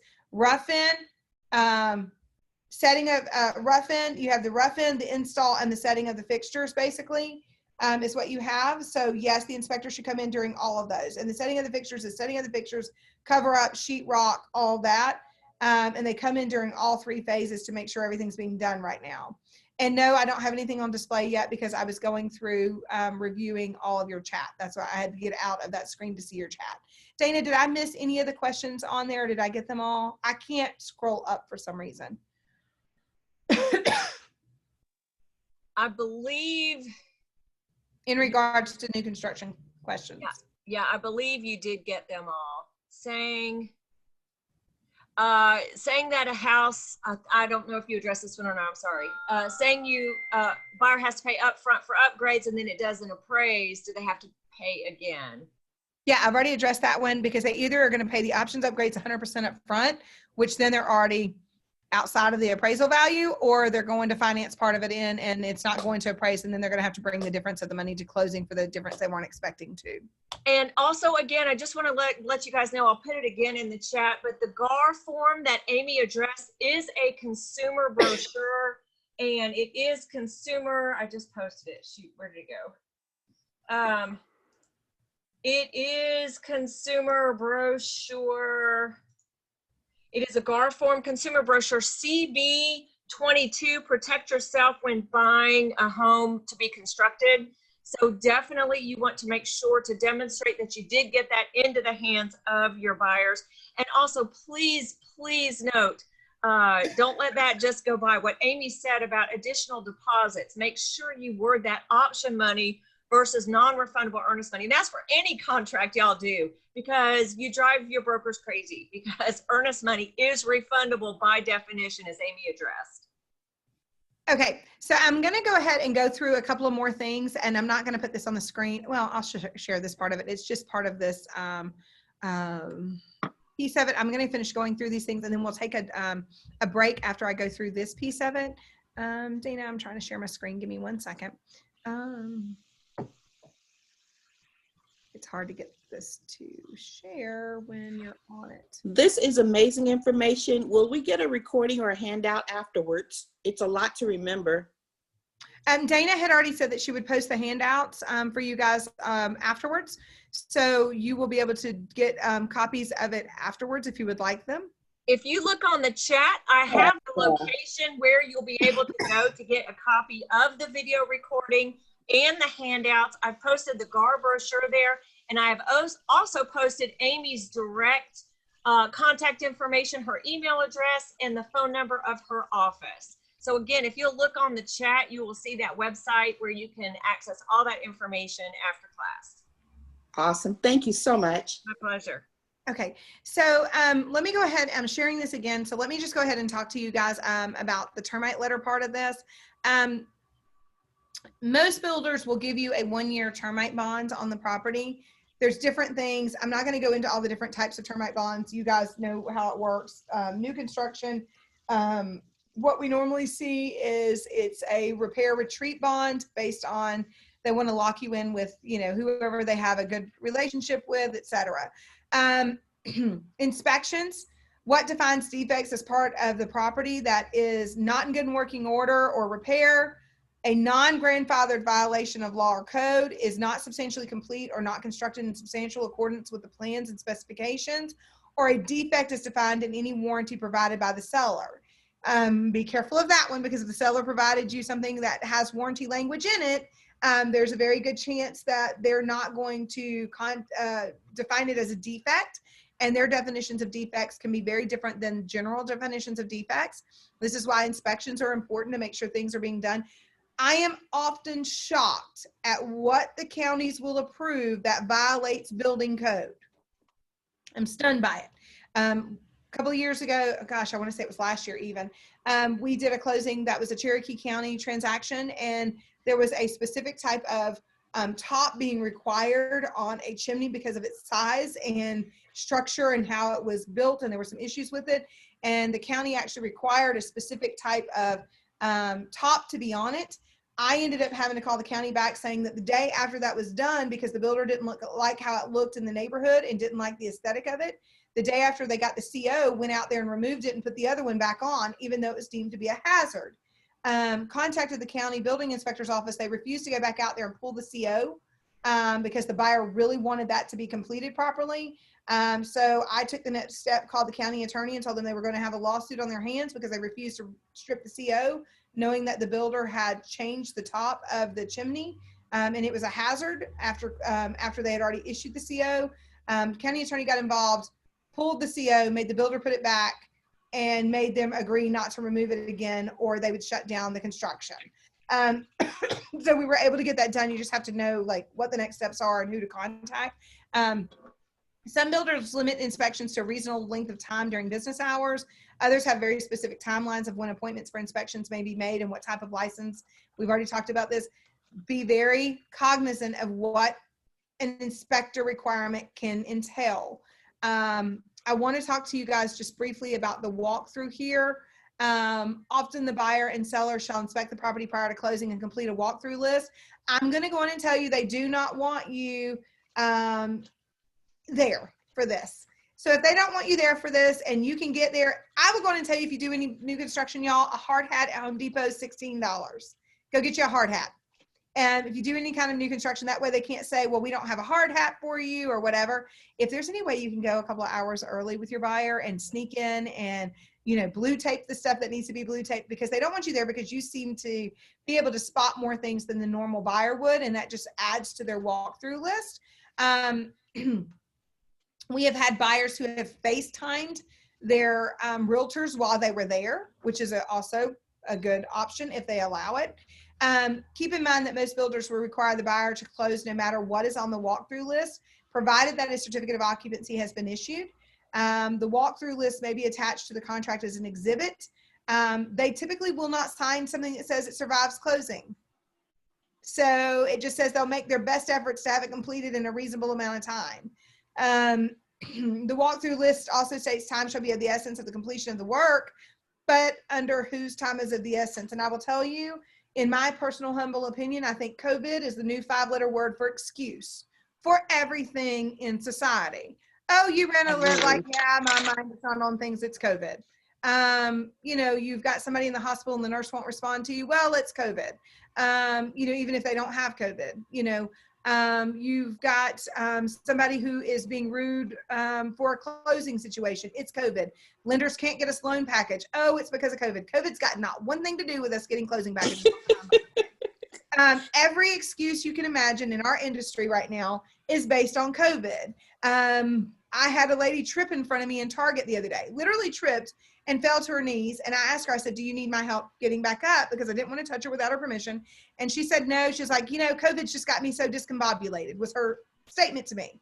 And I literally looked down and her shoestring was untied. Sorry. And I said, well, That's your hilarious. it might not be related to COVID today. And, you know, it's everything is an excuse for why we are not doing something, why you're not having a good day, why things are going bad. It's COVID. People, the real world is sometimes things don't happen like you want them to. Sometimes we have bad days. Sometimes things are just what they are. It's not always COVID's fault.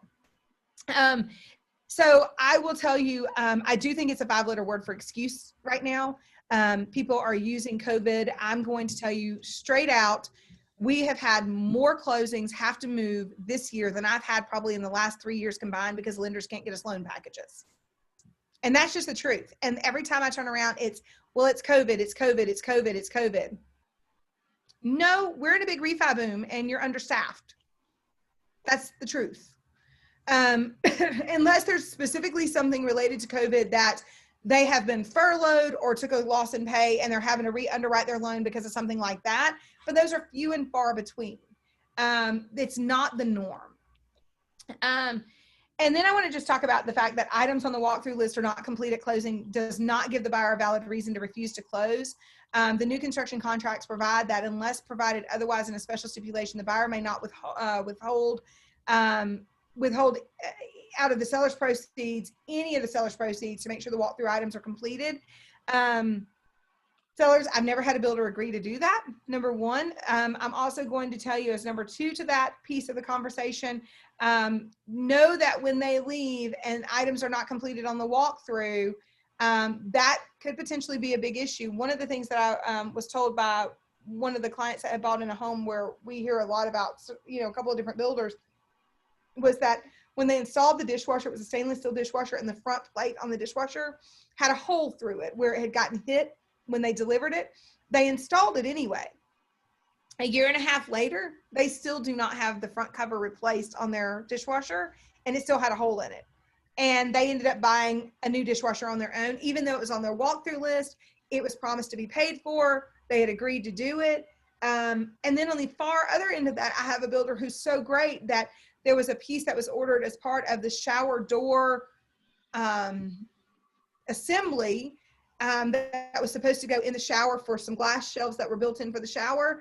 They never could get them in. And 60 days later, the builder had one of the local glass companies go over there and custom cut the glass to get it in for these people because they couldn't figure out why they couldn't get it. And they told them it was on back order another 6 weeks. And instead of making their buyers upset, they just went and got it taken care of. So there are really good, really good reputable builders out there. But I know this seems to be an area that a lot of you have a lot of issue. The default provision for warranty is generally to give the seller, the seller gives the buyer a 1-year warranty from the date of closing against defects in labor and material. Watch out for builder warranties that are specific to the builder. I'm not talking 210. I'm not talking this. I'm talking a very specific warranty for the builder, and also be very careful about the 210 warranties. There was a question about this last night on one of the blogs I was looking at, and it was saying, I'm getting really frustrated when people buy new construction and then within a year or two go to sell it and they're refusing to transfer the 210 structural coverage warranty. They're not all transferable, even through 210. There are parts of those warranties that are not transferable to the next owner. And you'd have to have the documentation to show this. We've come up against that a couple of different times. And then also the industry standard for builder contracts is the dispute resolution either includes mediation or alternative dispute resolution, like an ADR where they go to mediation, and it's binding on the parties. They typically want to negate as much legal expense as they can. Under Georgia's Right to Repair Act, the buyer must follow very specific procedures to file a lawsuit for defective construction against a contractor. There are some, if you think that your client truly has a defective construction issue, you need to get with your closing attorney and find out. Listen, your closing attorney should have a whole laundry list of attorneys they can refer in their, Rolodex of references to do a myriad of all sorts of things. But most importantly, attorneys who will file litigation for construction, and you've got to have people in your sort of wheelhouse that know how to do that and do that kind of work, because it's very specific on what they can do. Paragraph B allows the buyer and seller to consent to arbitration, and it includes construction issues, earnest money disputes, contract disputes, etc. And then everything that is reached and any agreement that's reached is final and enforceable in court. We already talked about the garden new construction disclosure. Upgrades, options, exhibits. Be careful with the language on the upgrades, options, exhibits. Sometimes it's not just losing what they've already prepaid. There are termination clauses in some of these that in the event of termination by either party for any reason, the buyer immediately agrees to remit any outstanding sums for the option upgrades. We've talked about warranty. Let's talk about change of closing terms and money. One of the big ones that I see is when the builder is running behind, they don't have to pay your buyer, but if something happens with your buyer's delay, the buyer then has to pay the builder a sum of funds for the delay. We've seen it as high as $300 a day. I actually saw one that was a little bit higher than that the other day. So we've seen them that are pretty significant, that if they don't close on time, they have to pay $300 to $700.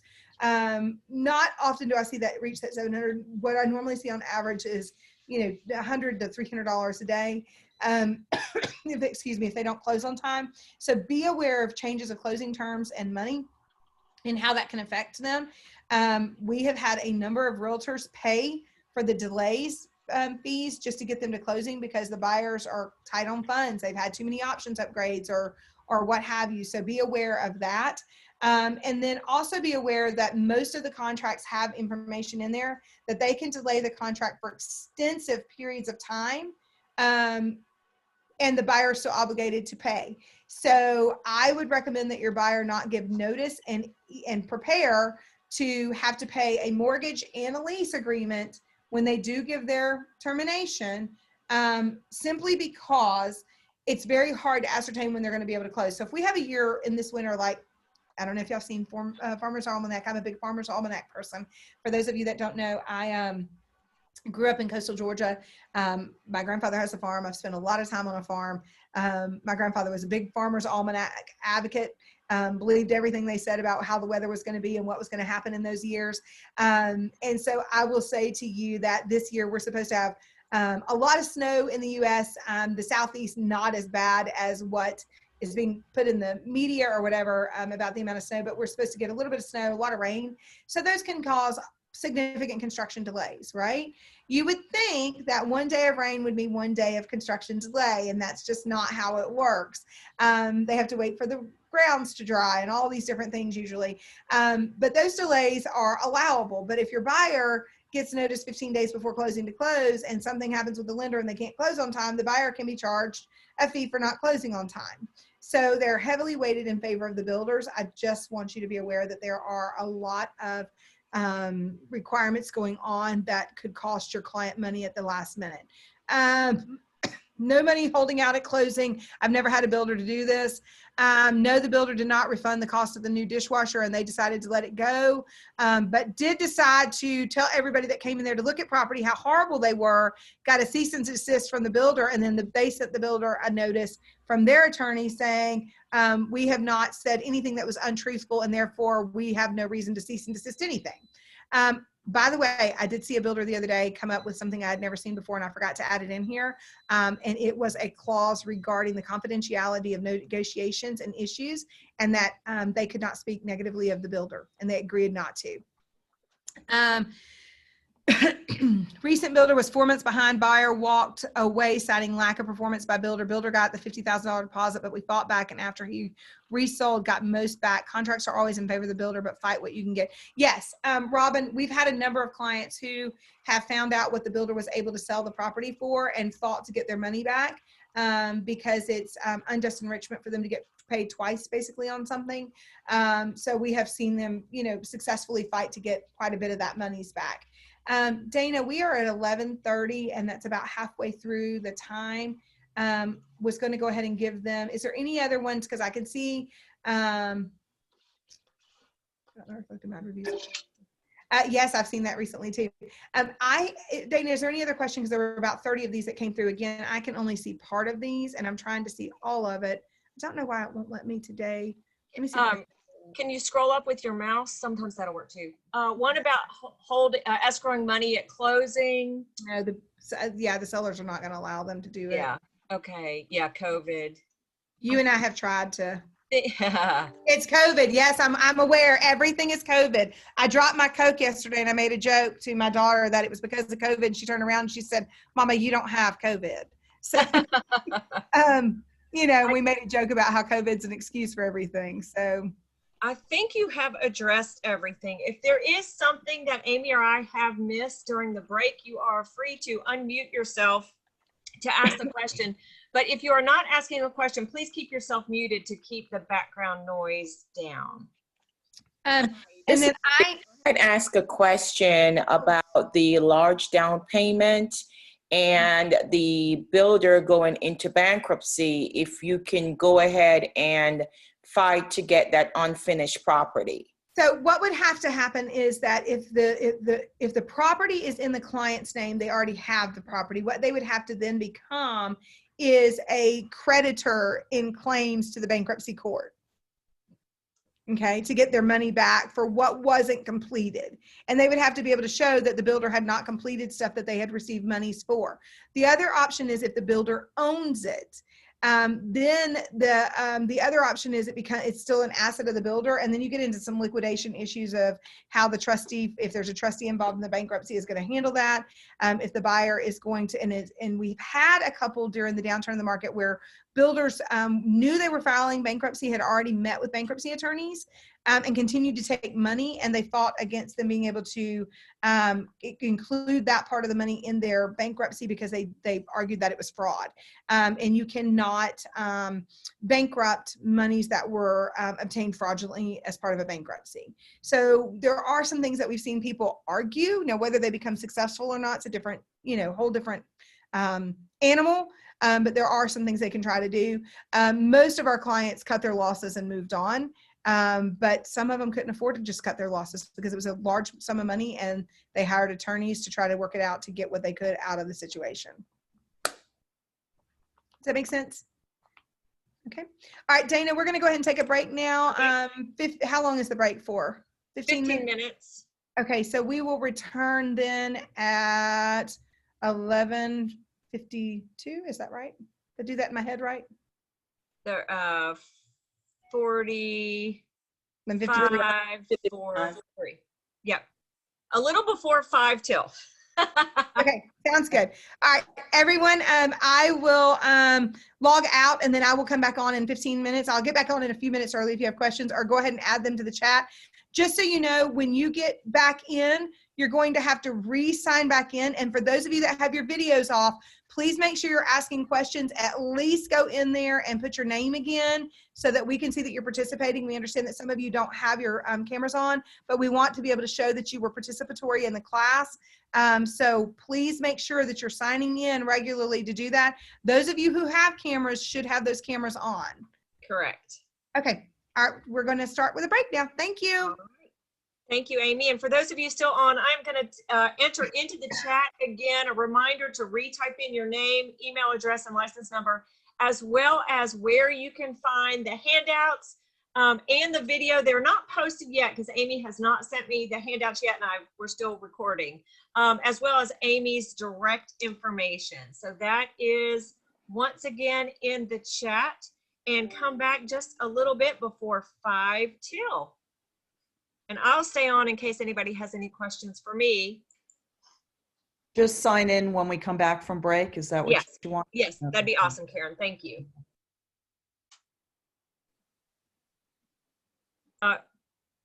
Comments on a couple of things. Amy, we just had a couple of questions. One is regarding what I was just addressing when you got back was closing costs. If the builder had made a contribution to the buyer's closing costs, but it wasn't all used, does it automatically go to the buyer? And I was addressing that is contractually driven based on, first of all, after the lender overlay, and then what's in the contract. And then the second question is if you could comment on the Georgia State Supreme Court issue regarding video closings and where we stand on that, and if it's going to be renewed after November and all those. It was recently renewed. It's renewed through October right now, through the middle of October. We can still do video closings. The problem is that most of the lenders are not allowing it. That's your issue, is that most of the lenders will not allow them. And that's causing us quite a bit of grief. I'm still doing, I'll tell you what my policy for my office is. That's all I really can tell you, is we're going to do what we can to make all of our clients comfortable. If they want separate closing rooms, if they want, whenever possible, we will accommodate that. If they're asking for separate closing rooms, they may not get the closing day they asked for. We may have to move it up a day. Fridays are very hard to accommodate that because we're usually double booked on those days. We are still doing closings out of the cars, video closings whenever someone doesn't want to come in, and we're fine with that. It's really up to what the lender will allow and what the parties need for their, for their needs. We are allowing you guys, for our office, we are giving you masks to wear if you don't have one.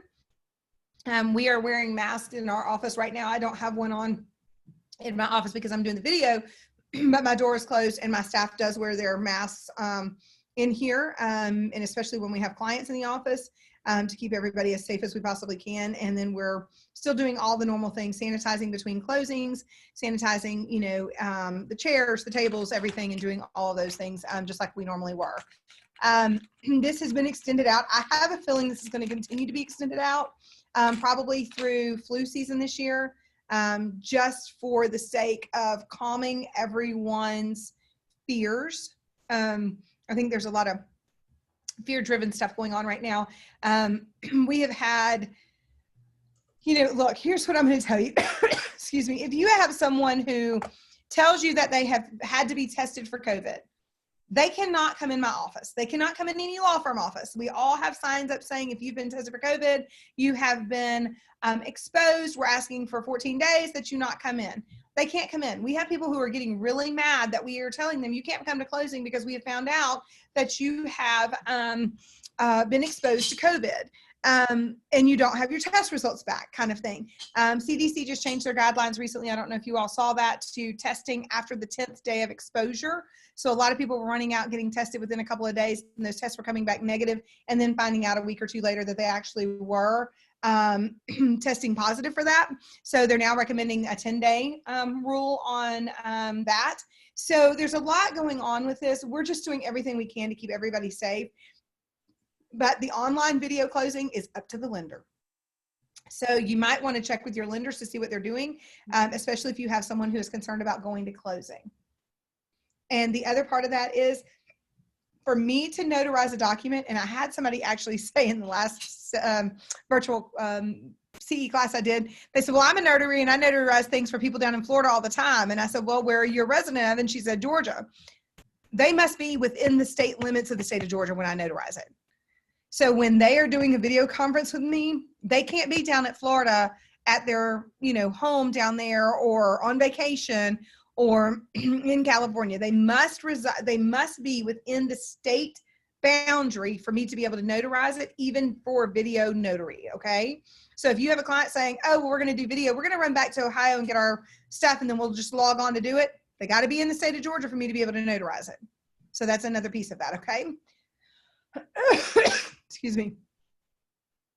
Okay, let me try to get back to this thing. I'm going to try to log back on. Wait, one second, Amy. Let me launch the poll. So you guys, for the course evaluation, I'm going to launch a poll. So it is going to appear on your computer. It is anonymous, just like you fill out a course evaluation. There are a series of 4 questions. After you answer all 4 questions, at the bottom, you'll see a blue submit button that will light up.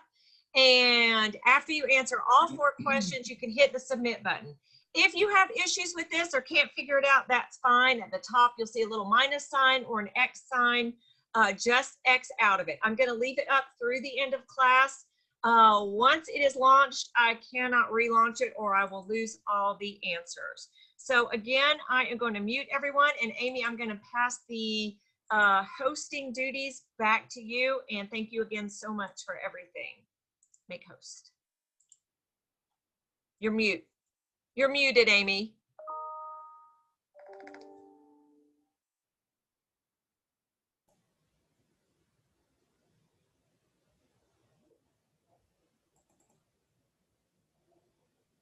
Still muted. Okay, there we go. Got it. Sorry, it wouldn't let me expand the box, and I had you look like about the size of a quarter on my screen. It was not letting me open that back up, so I apologize. For those of you that have not logged in, please go ahead and log back in now for me, and just make sure that you on the chat, as far as your name and all of your information goes again, please make sure that you do that, because I need to make sure that we're giving you credit. I just want to reiterate, for those of you who have your whose computers do not have cameras, you have to participate in the class. So ever so often, I need you to log in, ask a question, log on to the chat and ask a question. Do something that affords us the opportunity to be able to see that you're participating in the class. If you have a camera, it can't just be stationary to a background and you not be on there. You're supposed to be on here for that part of it. So go ahead and log on. I know, look, I don't like to do it. I would love to have just my name up there and y'all not have to do it and see and all of that. I get it. It's easier. But please just make sure you're doing your name, your email, and your registration number again. And then I am going to head and moving forward and starting to share my screen again. We have quite a bit to go through in this last hour. I know, guys, I know it's a ton of information, and I know as a true Southerner, I talk very fast. I am well aware of it. I get asked this all the time. Do I always talk this fast? Yes, I do. I come from a very large family, and we always say that we either have to talk loud and we have to talk fast, or we don't get heard in our family. So, okay, let me go ahead and start right here. I am sharing my screen with you right now. Let me just look at one thing really quickly. I'm going to move this down just a little bit so that you can see it. Okay. All righty. Now I can see a couple of y'all. So this is just lets me know that it's working and you're on there. Okay. So let's talk about orientation walkthrough. Now, this one is a little bit different. So let's talk about this.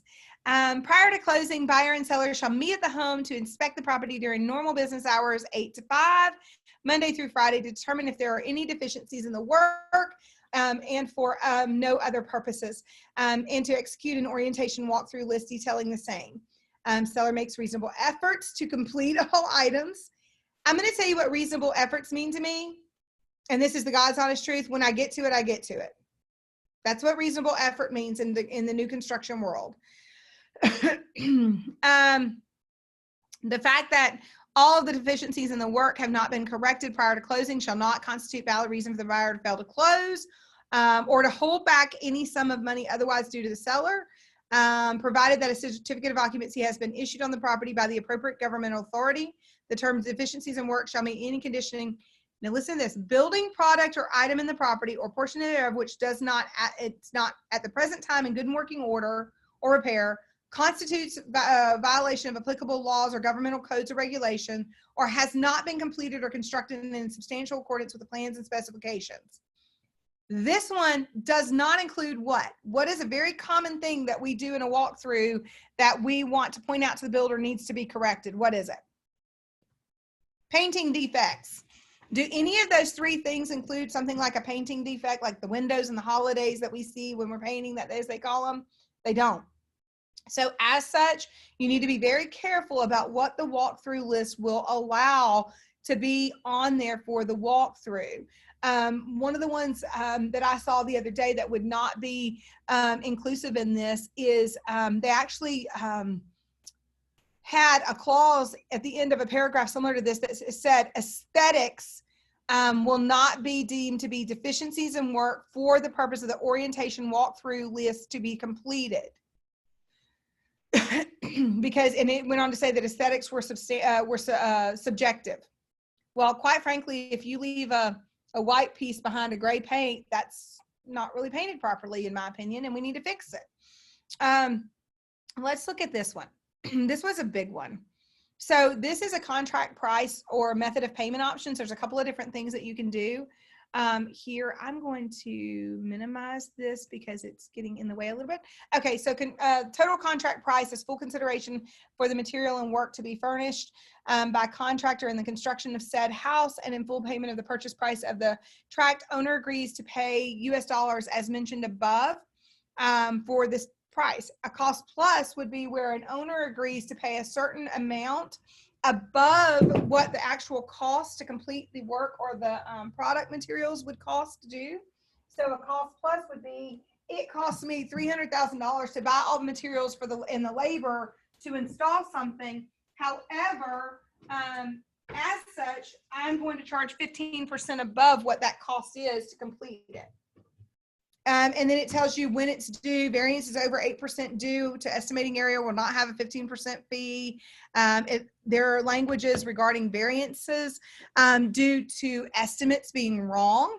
That one I have a real problem with. So if you have a property, a client that has a property that they own themselves, and they're looking for a builder to come in and build, and they do plans, and they have architectural plans, and they've picked out all of their stuff, and the builder has a clause in there that says, you know, if we estimate something wrong as much as X dollar amount, we can go back to the buyer and show them where the estimating error occurred, and they agree to pay it anyway.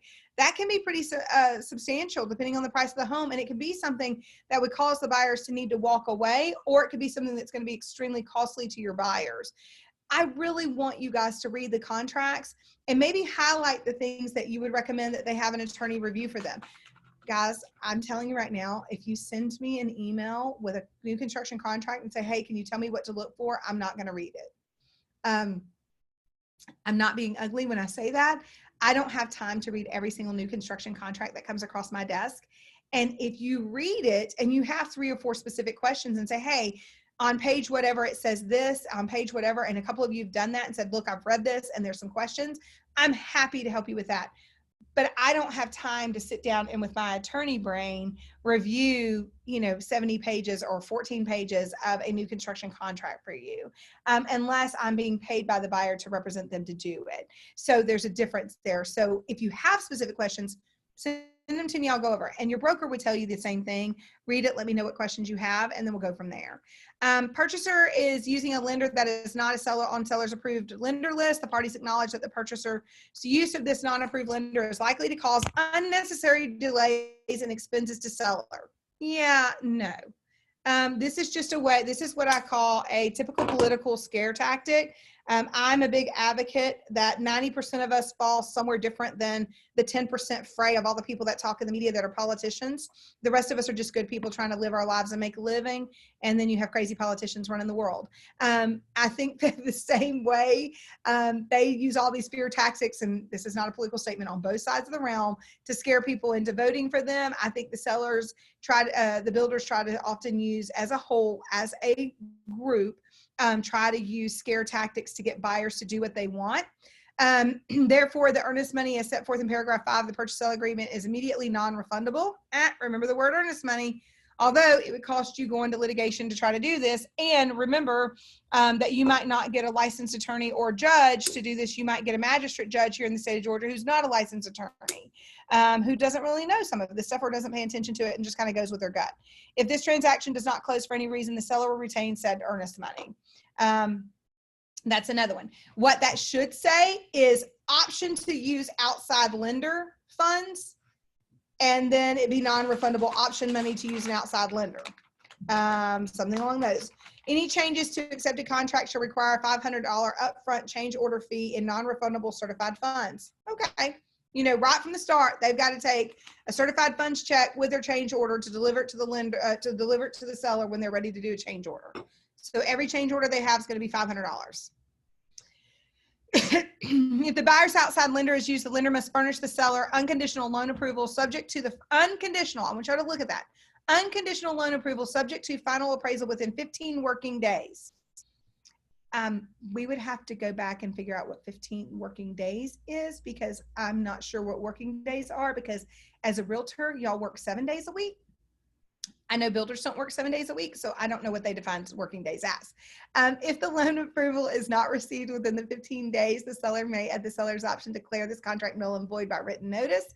After the 17th day, all earnest money is non-refundable. If the closing is delayed by outside lender through no fault of the buyer, then they pay a $50 per day charge to extend closing. So there's more to that. I don't mind them saying that if your outside lender causes unnecessary delays to closing, that they charge a per diem fee. I'm going to be honest with you. I want y'all to understand something, that I think about 80% of the delays that are caused are the buyers getting frustrated with the loan process, so much so that they are not responsive to the lenders in the timely and necessary fashion that we need them to be, meaning that the lenders will ask them for something on Monday. They should get it to them Monday evening at the latest, as soon as they get home, get it done if they want it done properly, and they're not doing that. And they're not getting the information back to the lender in a timely manner, and there's a 72-hour turn time to get the package out once they get the documents through underwriting. And there's a 48-hour time to get it through underwriting. So now we've got 5 days. We're supposed to close on Friday. They don't get it to them until Tuesday or Wednesday. And now everybody's rushing to push it forward, and it's getting delayed. I will tell you, I think about 80% of the delays are caused by the buyers' inexperience or unwillingness, or just not being knowledgeable of how quickly the process has to work. I often have realtors tell their clients, take all of your financial stuff with you to work every day in case they need updated information. Just take it with you through the loan process to make sure if they need something, you can get it to them right away so there are no delays. It just is part of what we're in right now. But then I also see the issue where they're right now with all the refinancing getting bottlenecked in the processing departments and closings being delayed for that. So it does go hand in hand, but I will tell you, I don't think that every single delay is caused by a lender. I think most of the time your buyers are not being honest with you, giving the lender, because we hear the other side of it, that the lender's not allowed to share, which is that they're waiting on multiple documents from the buyer. And they're not documents they just requested. They let them know 6 weeks ago or 4 weeks ago, hey, as soon as your bank updates your bank statements, we're going to need those. And then they're having to go back and ask for them again and again because they haven't done it yet. Look at this home contingency language. And I start it right here. If this contingency is not satisfied or waived on or before the home sale date, seller may, in its sole and absolute discretion, terminate the contract, and the seller shall refund the purchaser all payments received less a $250 processing fee. So what I want to show you here is the contract is contingent on the sale right here. Purchaser has listed or agrees to list the purchaser home with a licensed real estate broker. A lot of them are now saying with an iBuyer platform. And the problem with that is a lot of these iBuyer platforms are buying these properties for a lot less than these properties are worth. and they're, you know, just trying to get out of them, which can be beneficial to some buyers, but for a lot of buyers, it can cost them money. Seller shall have no right to terminate this contract at any time by giving purchaser, shall have the right to terminate the contract at any time by giving purchaser written notice.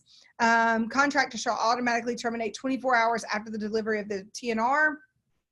I want to show you this right here. Even though purchaser's home is not sold or closed on or before closing of the purchase and sell the residence under the contract.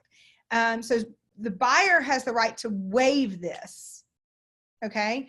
If purchaser delivers a purchase continuation notice to seller, then purchaser must perform under the contract and close on the thing, even without the sale of their other home. Purchaser continuation notice shall be accompanied by an additional payment of $500. So if they decide to continue on without, it's going to cost them $250 just to terminate. But if they decide to continue on in the hopes that their home gets closed before this one sells, and then if it doesn't, they can, you know, lose earnest money and everything else, but they also have to pay another $500. Do y'all see that they're charging for every little thing, and they're trying to add fees on for every single little thing you do? Okay. And this really isn't a contingency, is it? Because what it's saying is that the seller shall have the right at any time during the contract to give the seller or the buyer notice that they're terminating because they haven't sold their home. So at any time they can terminate. It's not really a contingency. They don't have up until the day of closing to do it. It's just whenever the seller feels like it.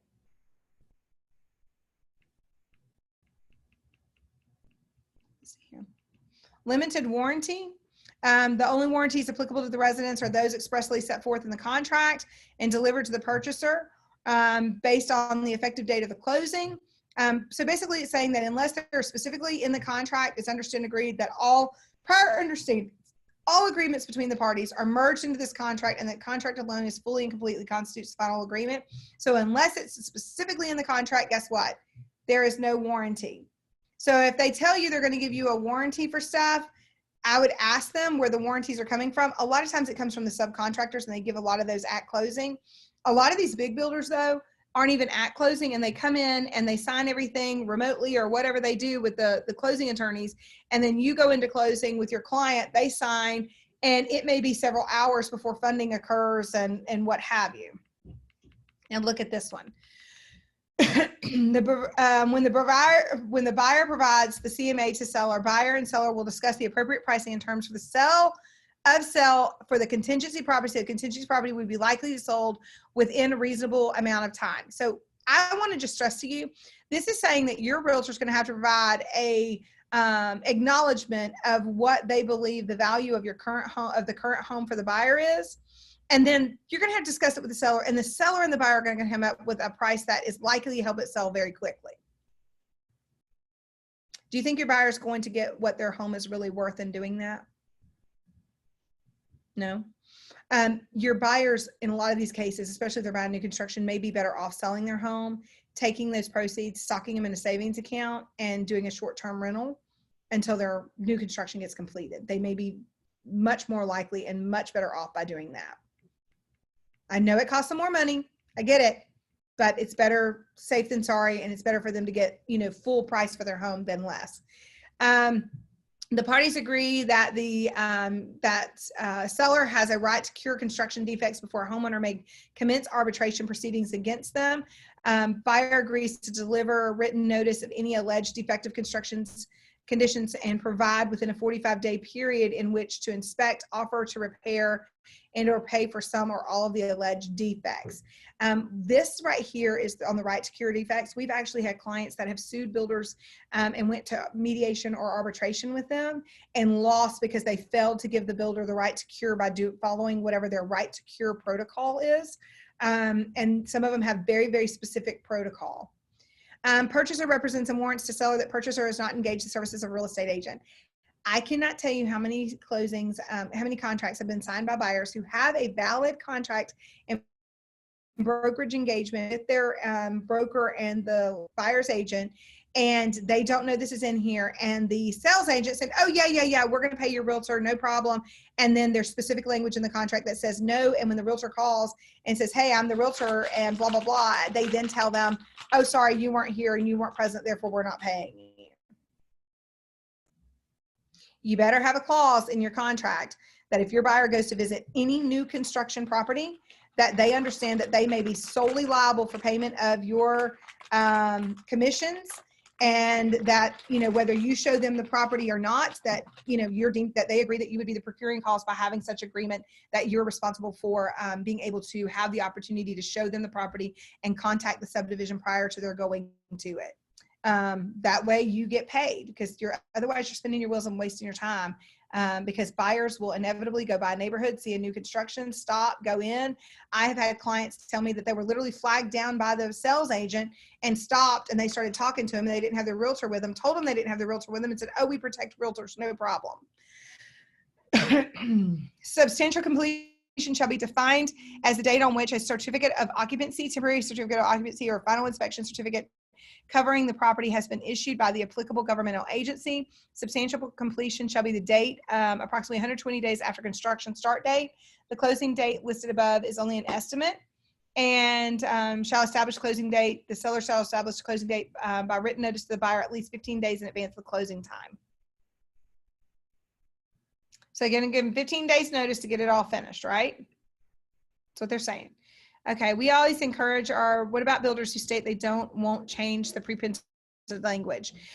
So it depends on who you're dealing with in those situations. So sometimes there's a question on here about pre-printed language in a builder contract. We have some builders that are absolutely, you know, I don't believe that any company is too big to fail. I just won't deal with companies who have bad customer service.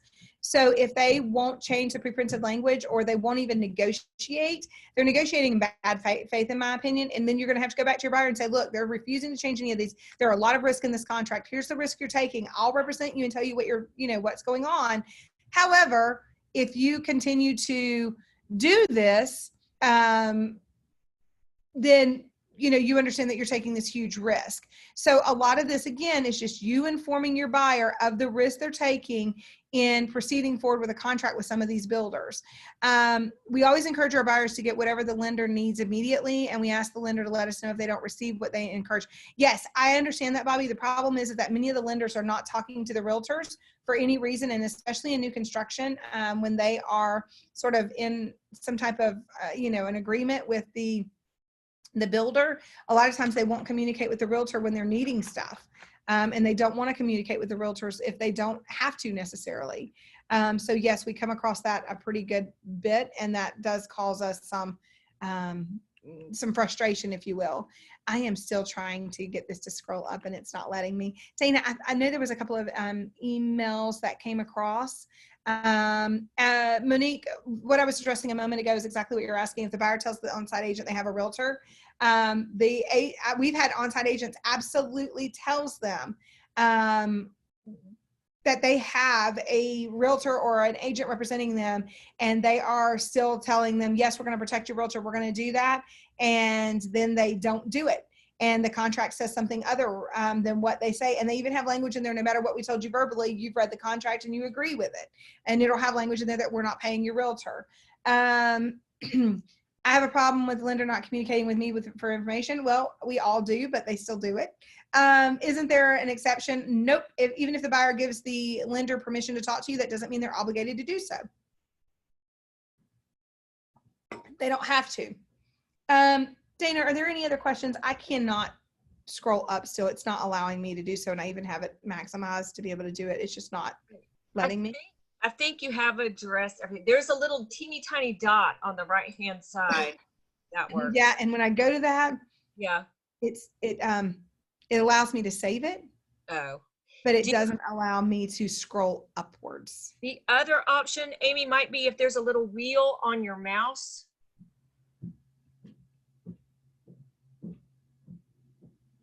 But I think you have addressed. Okay.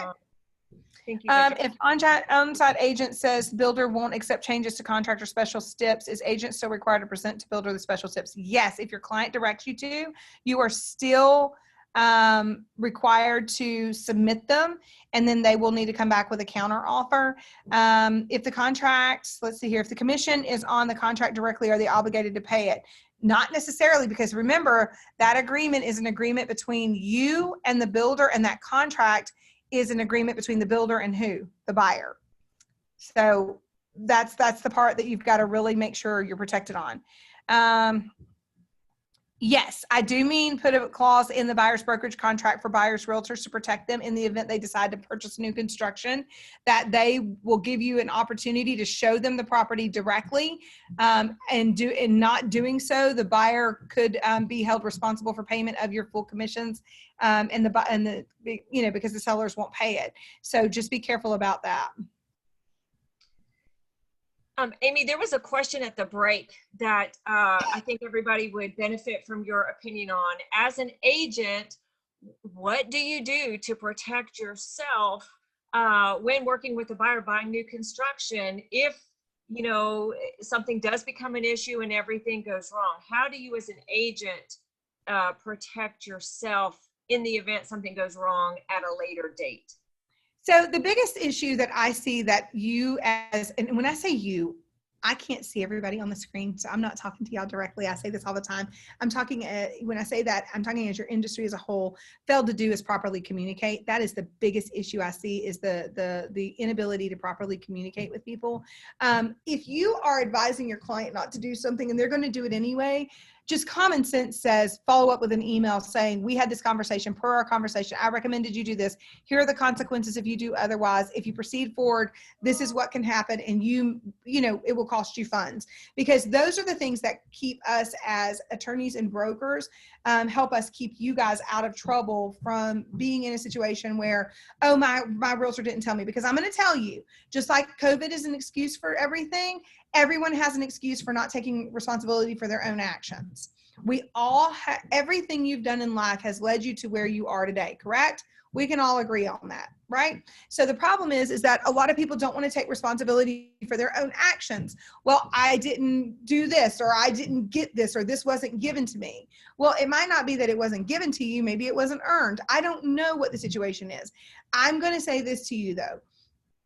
When it comes to these contracts, we live in a society where people do not want to take responsibility for their own actions. You are the first and the last person to be blamed for everything that goes wrong in a contract as their realtor, because you are a licensed professional and should have warned them. It doesn't matter that 7 places in the GAR contract, it tells you about how you can lose your earnest money.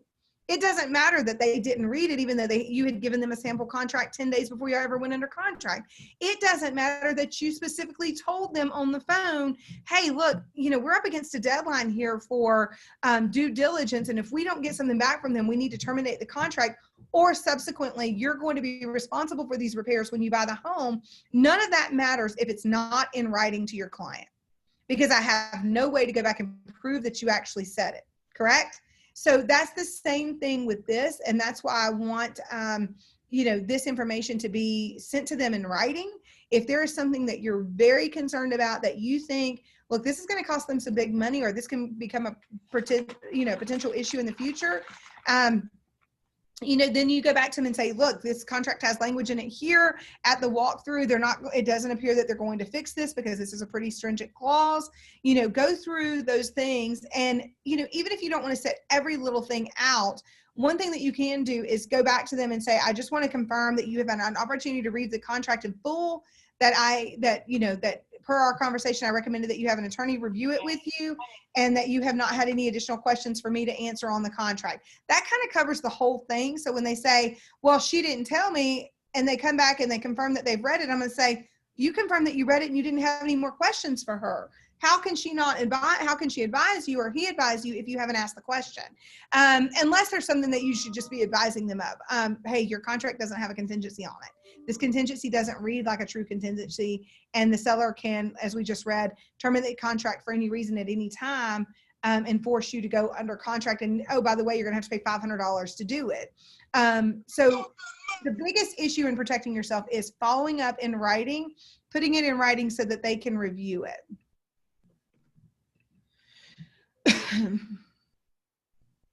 Yes.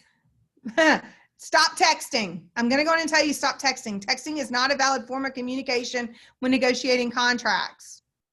Do not text. Send emails. If they text you, forward the text to your email and say, pursuant to the text communication you've sent me, I'm following up via email, on this communication. Do not keep texting back and forth with them. So, and even furthermore, don't text between each other. Stop texting between one another. And please, for the love of all things holy, whether new construction or otherwise, please, God, do your counter offers. Please use them. That's what they're there for. It is so much easier for me to defend you when somebody says you did something wrong or didn't include a home warranty on something when I have counter offers. It's so much easier for me to say, the counter offer specifically says it's only changed the term of the original contract offer. All these other things in the middle don't matter. Let's talk about the design selection process. Excuse me. Buyer agrees to meet with a design representative to complete the selection worksheet to be completed within 5 days from the date they received the loan commitment letter. On finished homes, buyer does not need to meet with them. Selections include exterior colors, carpet, etc. On existing unfinished homes, buyer selection shall be limited to floor coverings within builders approved selections to be subject to a change order, which equates to money. All design selections must be made from the samples, choices, and option provided. By the way, this is another thing. Ask them if they have a design selection in the model home, and ask them, what style design selections they actually have. We have a lot of people that go under contract and then realize none of the design selections they have are something that they want to buy. And I will tell you, the major builders around here will not allow them to change their selections. For example, they wanted to have their own kitchen company, cabinet company come in and do the cabinets, and the builder actually made them purchase the cabinets that they had available. They had to hire the kitchen company after closing, come in and tear those out and put the ones they wanted in. They wouldn't let them do it. If buyer chooses a design selection that is identified on the design selection worksheet as an upgrade, they pay the cost completely as determined by the seller at the time buyer makes the design selection. If buyer fails to complete the design selection worksheet within a timely manner, buyer shall be deemed to be in breach of contract. Upon said breach of agreement, seller may, at its option, complete the design worksheet using their standard selections only, or to complete the home based on those selections, or terminate the contract. So you can have a seller, based on this, choose your design selections for you, and you'll be obligated, and your buyer would be obligated to pay for those.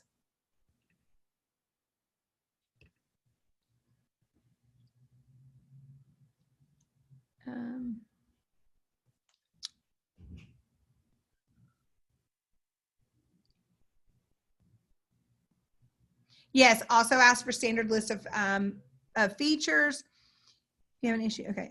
If I had that happen with a number of times put in and then ripped out for what they wanted. Yes, Robin, that happens a lot.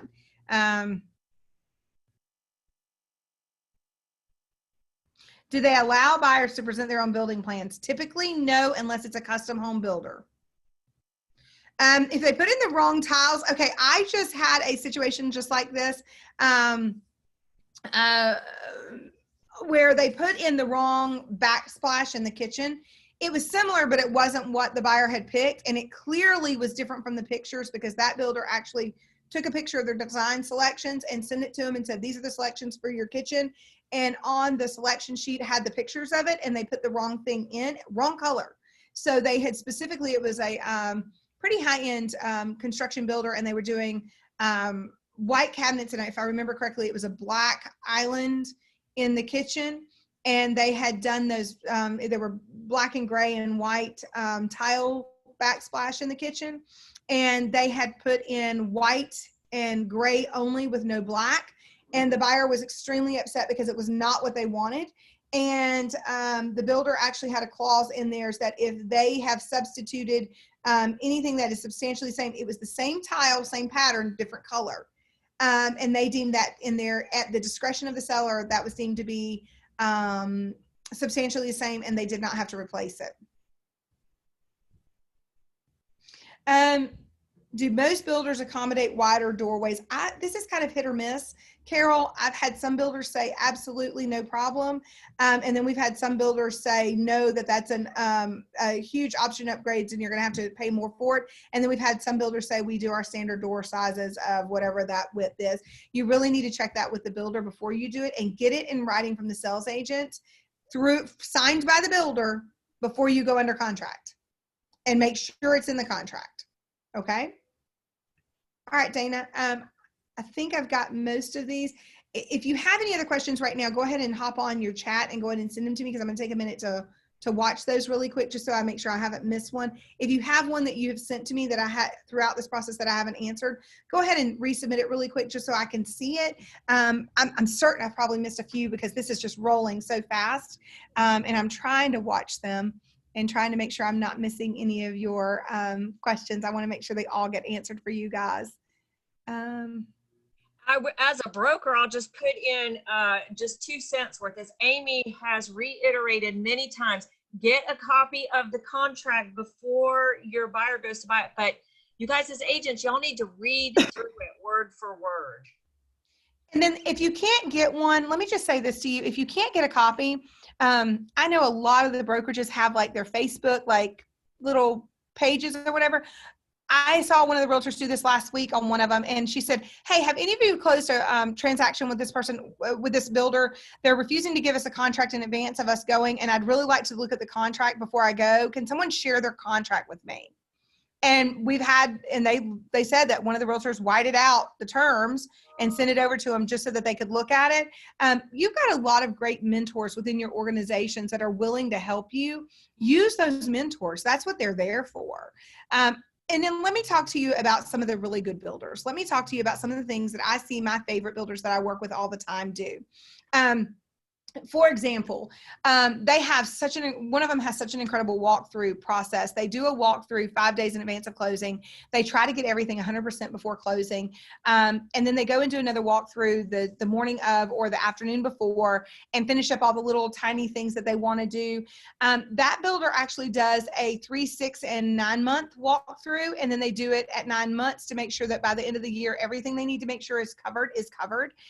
So they have a whole lot of walkthrough processes to make sure that everything's still in working order. There aren't defects. They really want their buyers to be, happy with their home. And they've had a number, even though they're more sort of custom, and they're not custom in the degree that you can bring their own plans, but they're more custom in that they're a smaller. This one's a smaller builder in size to some of the national builders. They've had a lot of buyers come back and buy from them multiple times.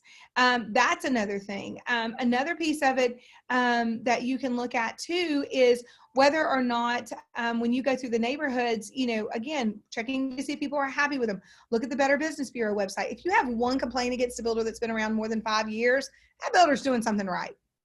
I'm going to tell you the builder's doing something right, because, people complaining in new construction is one of the largest forums for people to complain about what's going on in their process, next to realtors being blamed for everything as well. So I really want to make sure that you guys are really looking at that contract, really talking to the builders, having your buyers go out there and check with the neighbors and see how they like the neighborhood. Ride around in the car in the evening, roll down the window and say, hey, we're looking at the neighborhood. Did you have any problems with the builder? Which builder did you use? Because some neighborhoods have multiple builders. Which builder did you use? How was your process? What did you think of buying from that builder? Did you have any issues with the walkthrough process? Give them some tips on things to ask so they know what to do. There are a lot of tricky things in the new construction contracts. A lot of things that are in there. Always, always, always send at least one email to your client that I'm forwarding you a copy of, just a general copy of the contract for that builder. Please review it and have an attorney of your choosing review it with you, so that they can go through, and that way you at least have it in writing that you have told them that they need to have an attorney review it. It's one of the biggest areas of complaint that we see. And so I want to make sure that you are protecting yourself. if walkthrough items survive closing, how can they hold the builders accountable after closing? Sometimes walkthroughs are hours prior to closing, and builders say they will work on the items, but they are not done prior to moving in. Okay, so if you do a walkthrough move in, move out, a walkthrough punch out list, it should have language on there that specifically states on there that they are, that it survives closing. So you want to make sure that it has something on there that it survives closing. Does that help? Amy, will you also address the issue that a lot of new construction contracts do not have a due diligence period? A lot of agents, Yes. that's a law. Yeah, no, due diligence is not a law. I don't know where this came from, guys. I don't know where it came from that everybody thinks due diligence is a required, mandated legal thing. It is not. You can buy a house unseen as is, and you're buying it as is, right, Dana? You don't have to give someone the right to inspect a property necessarily. There are all sorts of things that can happen in these processes that you want to be sure of and make sure that you're taking care of. But you can only do so much. The biggest thing is to be an advocate for your client and to give them the knowledge to take responsibility and do some of this themselves. By the way, don't ever go do the walkthrough for the client. Don't ever check to make sure the repairs are done. You're not an HVAC person. And even if you are, don't commingle your licensing. You're not an HVAC person. You're not someone who, does plumbing. You don't do electrical. You have no way of knowing if they fixed the squeaky ceiling fan or if they just got it there and screwed it together and messed up a wire. Make sure that you're doing what you're supposed to be doing, which is giving your client the tools to be able to perform their part of the contract and you not doing it for them. Okay? So this is not, we're going to do our child's homework for them. And I have a 4th and a 7th grader, and their teachers will tell you, they can absolutely tell that I do not do my children's homework for them. I do not do my kids' projects. I already graduated 4th grade. I graduated 7th grade. I do not have to do those grades ever again. That is their responsibility and their job to do, right? So in saying that, it's no different than with your client. Yes, handhold them a little bit and be a great advocate for them a little bit, but they have to take some responsibility for their own contract. And the only way to help you make sure that they're doing that is for you to follow up in writing with everything that you tell them. Now, one other thing that I want to talk to you about just really quickly with new construction, you get more bees with honey. Don't go into the new construction agent's office guns blazing, as the statement holds. Go in there very kind. Look, we want to look around. We want to be able to go and view the properties. We'd like a copy of the contract to review in the event that they're interested in buying a property. And we'd like to know, do you have on hand the options, upgrades, items for them to be able to look at now to determine if they are going to be able to utilize those things for what they want their home to look like. Because people will go into a new construction, model home that doesn't have very many upgrades. And they're like, oh, I'll just change out the cabinets and get white. They may not have white as an option. They may not. So you need to know that going in if that's a big deal for your client. Do you have a copy of the pictures? Do you have option upgrades lists? What can we do? I was able to save my buyers after we submitted the contract 8 days later because the seller had not signed it yet. So technically it wasn't binding. We found out that there was no internet service in the area. Okay, so listen, if you have a contract that is out there pending and the sellers have not signed it and returned it to you, and your buyers are like, I'm done, and they keep saying, no, we're under binding, immediately send a termination notice, a withdrawal of offer notice. Because what you've done is send over an offer to go under contract, right? Before you ever go binding, if they haven't signed it and returned it to you, because notice is deemed when they return it back to you, you can terminate that offer by withdrawing the offer. So if you've been 5 days and they haven't signed off and returned that to you, and I get they may have had to put the deposit with it, but if they have not returned it to you, you were not binding and they cannot hold your money. And any good attorney is going to be able to get that money back from them. So that's a really good opportunity to, look at that, even if they've deposited it, even if they've taken, the information, even if they've done all of that, they cannot keep it if it was never binding. And even if they gave it to them. So, and most of those contracts don't have language. Now, there are some builder contracts that say we have up to 7 days to review, to sign, and buyer agrees to not withdraw offer during that time. So again, this all takes you reading your contract, right? Have I scared y'all sufficiently yet? Everybody say amen. Yeah. I'm not trying to scare you. What I want you to do is just be aware that your job may not be able to change the contract, but it is to inform the clients, okay? And to make sure you're following all of that up in writing. Dana, I know we've got about 10, 15 minutes now. Is there anything else that we need to go over on this, that there were questions that I missed or anything else that we need to review? A couple questions. There is one, and I don't know if you want to address this in the class or privately, what your fee is to actually review a contract. Okay, so contact Amy directly for that. Yeah, you're going to have to call me on that. I will tell you, it can run anywhere from, $750 for a short contract to several $1,000s, because y'all, these builder contracts are pretty intense, and it takes me a while to review them. And especially with me looking at them from the attorney perspective that I'm representing somebody, it takes some time to digest them. And here's the other thing, it's not going to be same day. And your clients don't seem to get that I can't get back to them same day. I mean, they think that they're going to send me an email, and I've had them call you guys back as a realtor organization and say, she hasn't called me back. Well, you sent it to me 2 hours ago and I'm in closings, and I don't, 2 hours isn't even enough time for me to finish reading through your contract. Most contracts do not say they have 2 years to complete. Most say that they are within 6 months, can be extended up as much as 6 months from the original date is what I typically see. Original date of closing. Tons and tons and tons of compliments. When are you going to teach this again? Could you comment a little more about earnest money versus deposits and the role they play? And as you're going from the point of going binding throughout the contract with upgrades or delays or things like that, how an agent can address that contractually. Okay, yeah. So really quickly, just on the thing, earnest money is the money that they put up to make the contract go binding, that they're going to proceed in good faith to complete the project. Deposit is a little bit different than the earnest money, because you're making a deposit to hold something.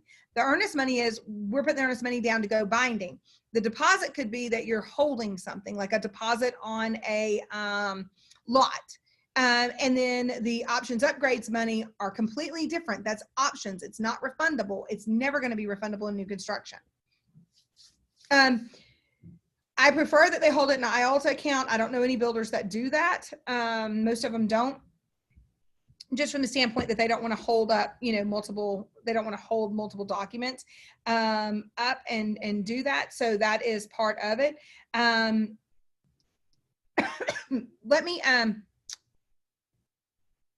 Dana, I'm sending you a text really quick. Okay. While you're doing that, buyer recourse for warranty work that is not completed.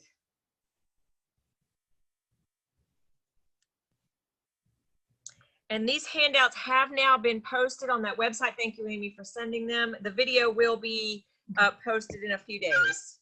Can you look at that real quick? I'm gonna just mute myself real quick, and you got it? Yeah. Okay, thank you. Okay. All right. So again, I'm going to post in here just for a second.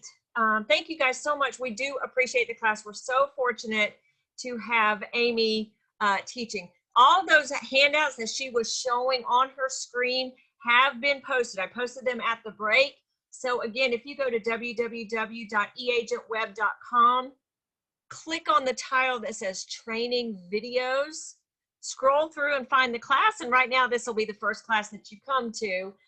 You will get a link to those handouts that you can download as a PDF version. Again, this video, I am recording it, so it will take me just a little bit of time to get it up and posted, but that link will also be there. Also in the chat, I have typed another website to get to other virtual CE classes throughout the end of this month, and we are finalizing the October calendar as we speak.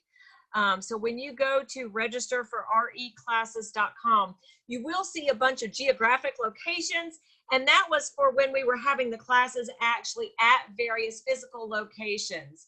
Now, if you just click on the location that says Marietta, that's our master calendar right now for all of the virtual classes. So that's why I have Marietta. Again, virtually, that's just the one place where we're putting all the virtual classes. We have a ton of contracts classes that we offer. Amy Davis is amazing. If you go to that same eagentweb.com site, there is a fabulous class that Amy has taught on titles and title work. And that class has also been recorded with handouts. So that is also available for your review there. Looks like there's a whole bunch of questions coming through. I was trying to keep up. Excuse me. I apologize for coughing so much. And no, I don't have COVID. Just great class. Great. I know it's a lot of information, guys. I know it's overwhelming with the information that I have given y'all. I know it's a ton. But my hope is that when you finish this, that as you're going through the contracts, new construction, you're like, oh yeah, I need to make sure I send my buyer an email. And what you can do is just sit down and take a couple of notes when you finish here, and then maybe get yourself a little checklist. I'm a big advocate on checklists. If you don't have a new construction checklist and a purchase sale checklist, you need to create one.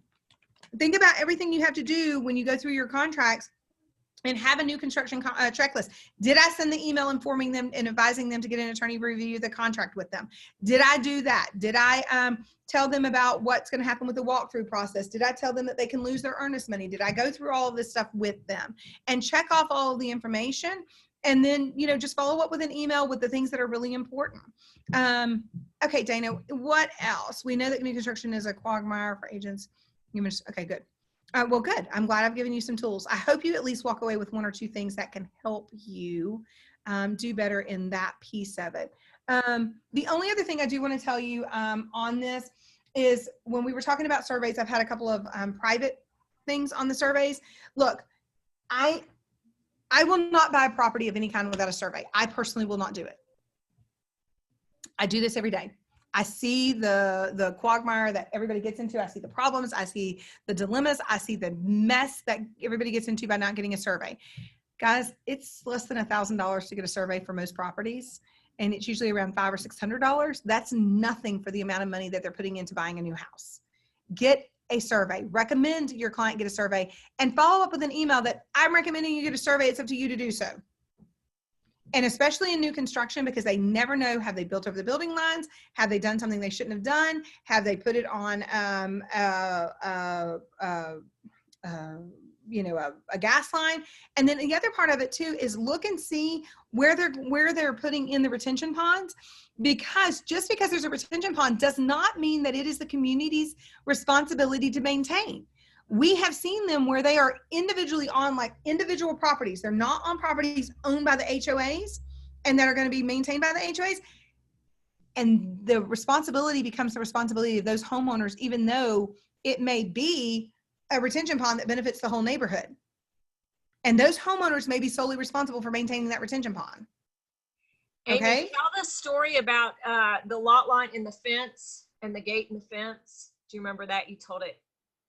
With In the a property owner buying new construction who thought the lot line was one thing, and they put up a fence, and then the utility easement came through the back and they had to put up a gate.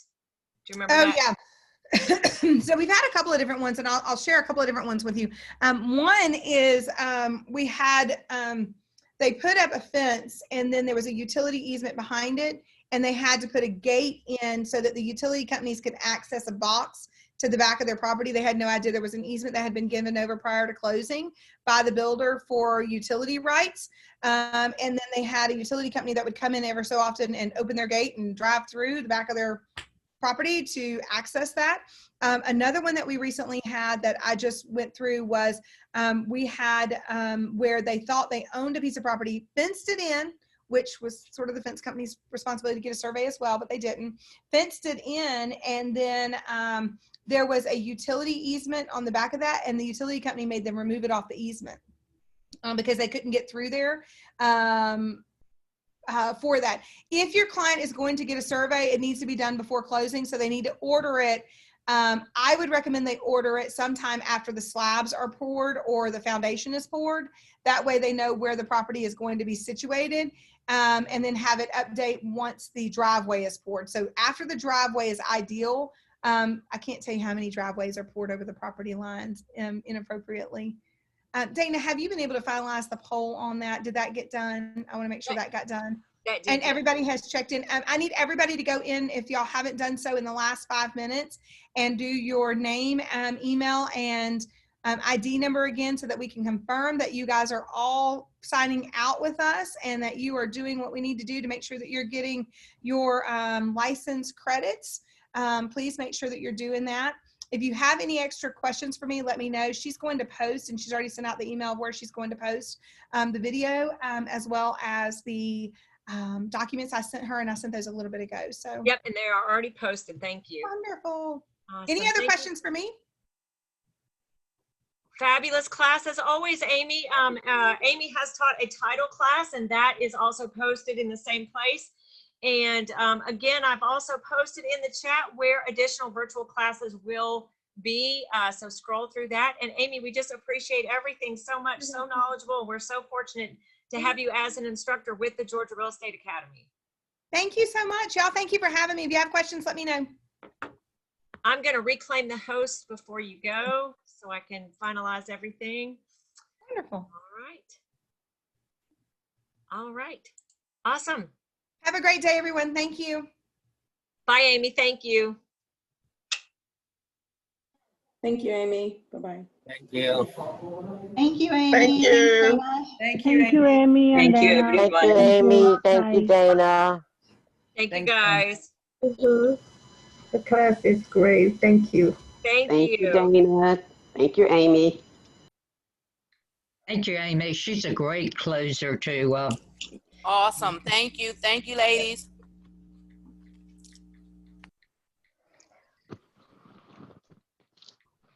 Dana, do we have to remain on or we can go? Nope. You're done. All Thank right. you, Good guys. evening. Bye, Thank you, everyone. Amy. You have a Bye, great day. Dana. everybody. Thank you, Dana. Thanks, Dana.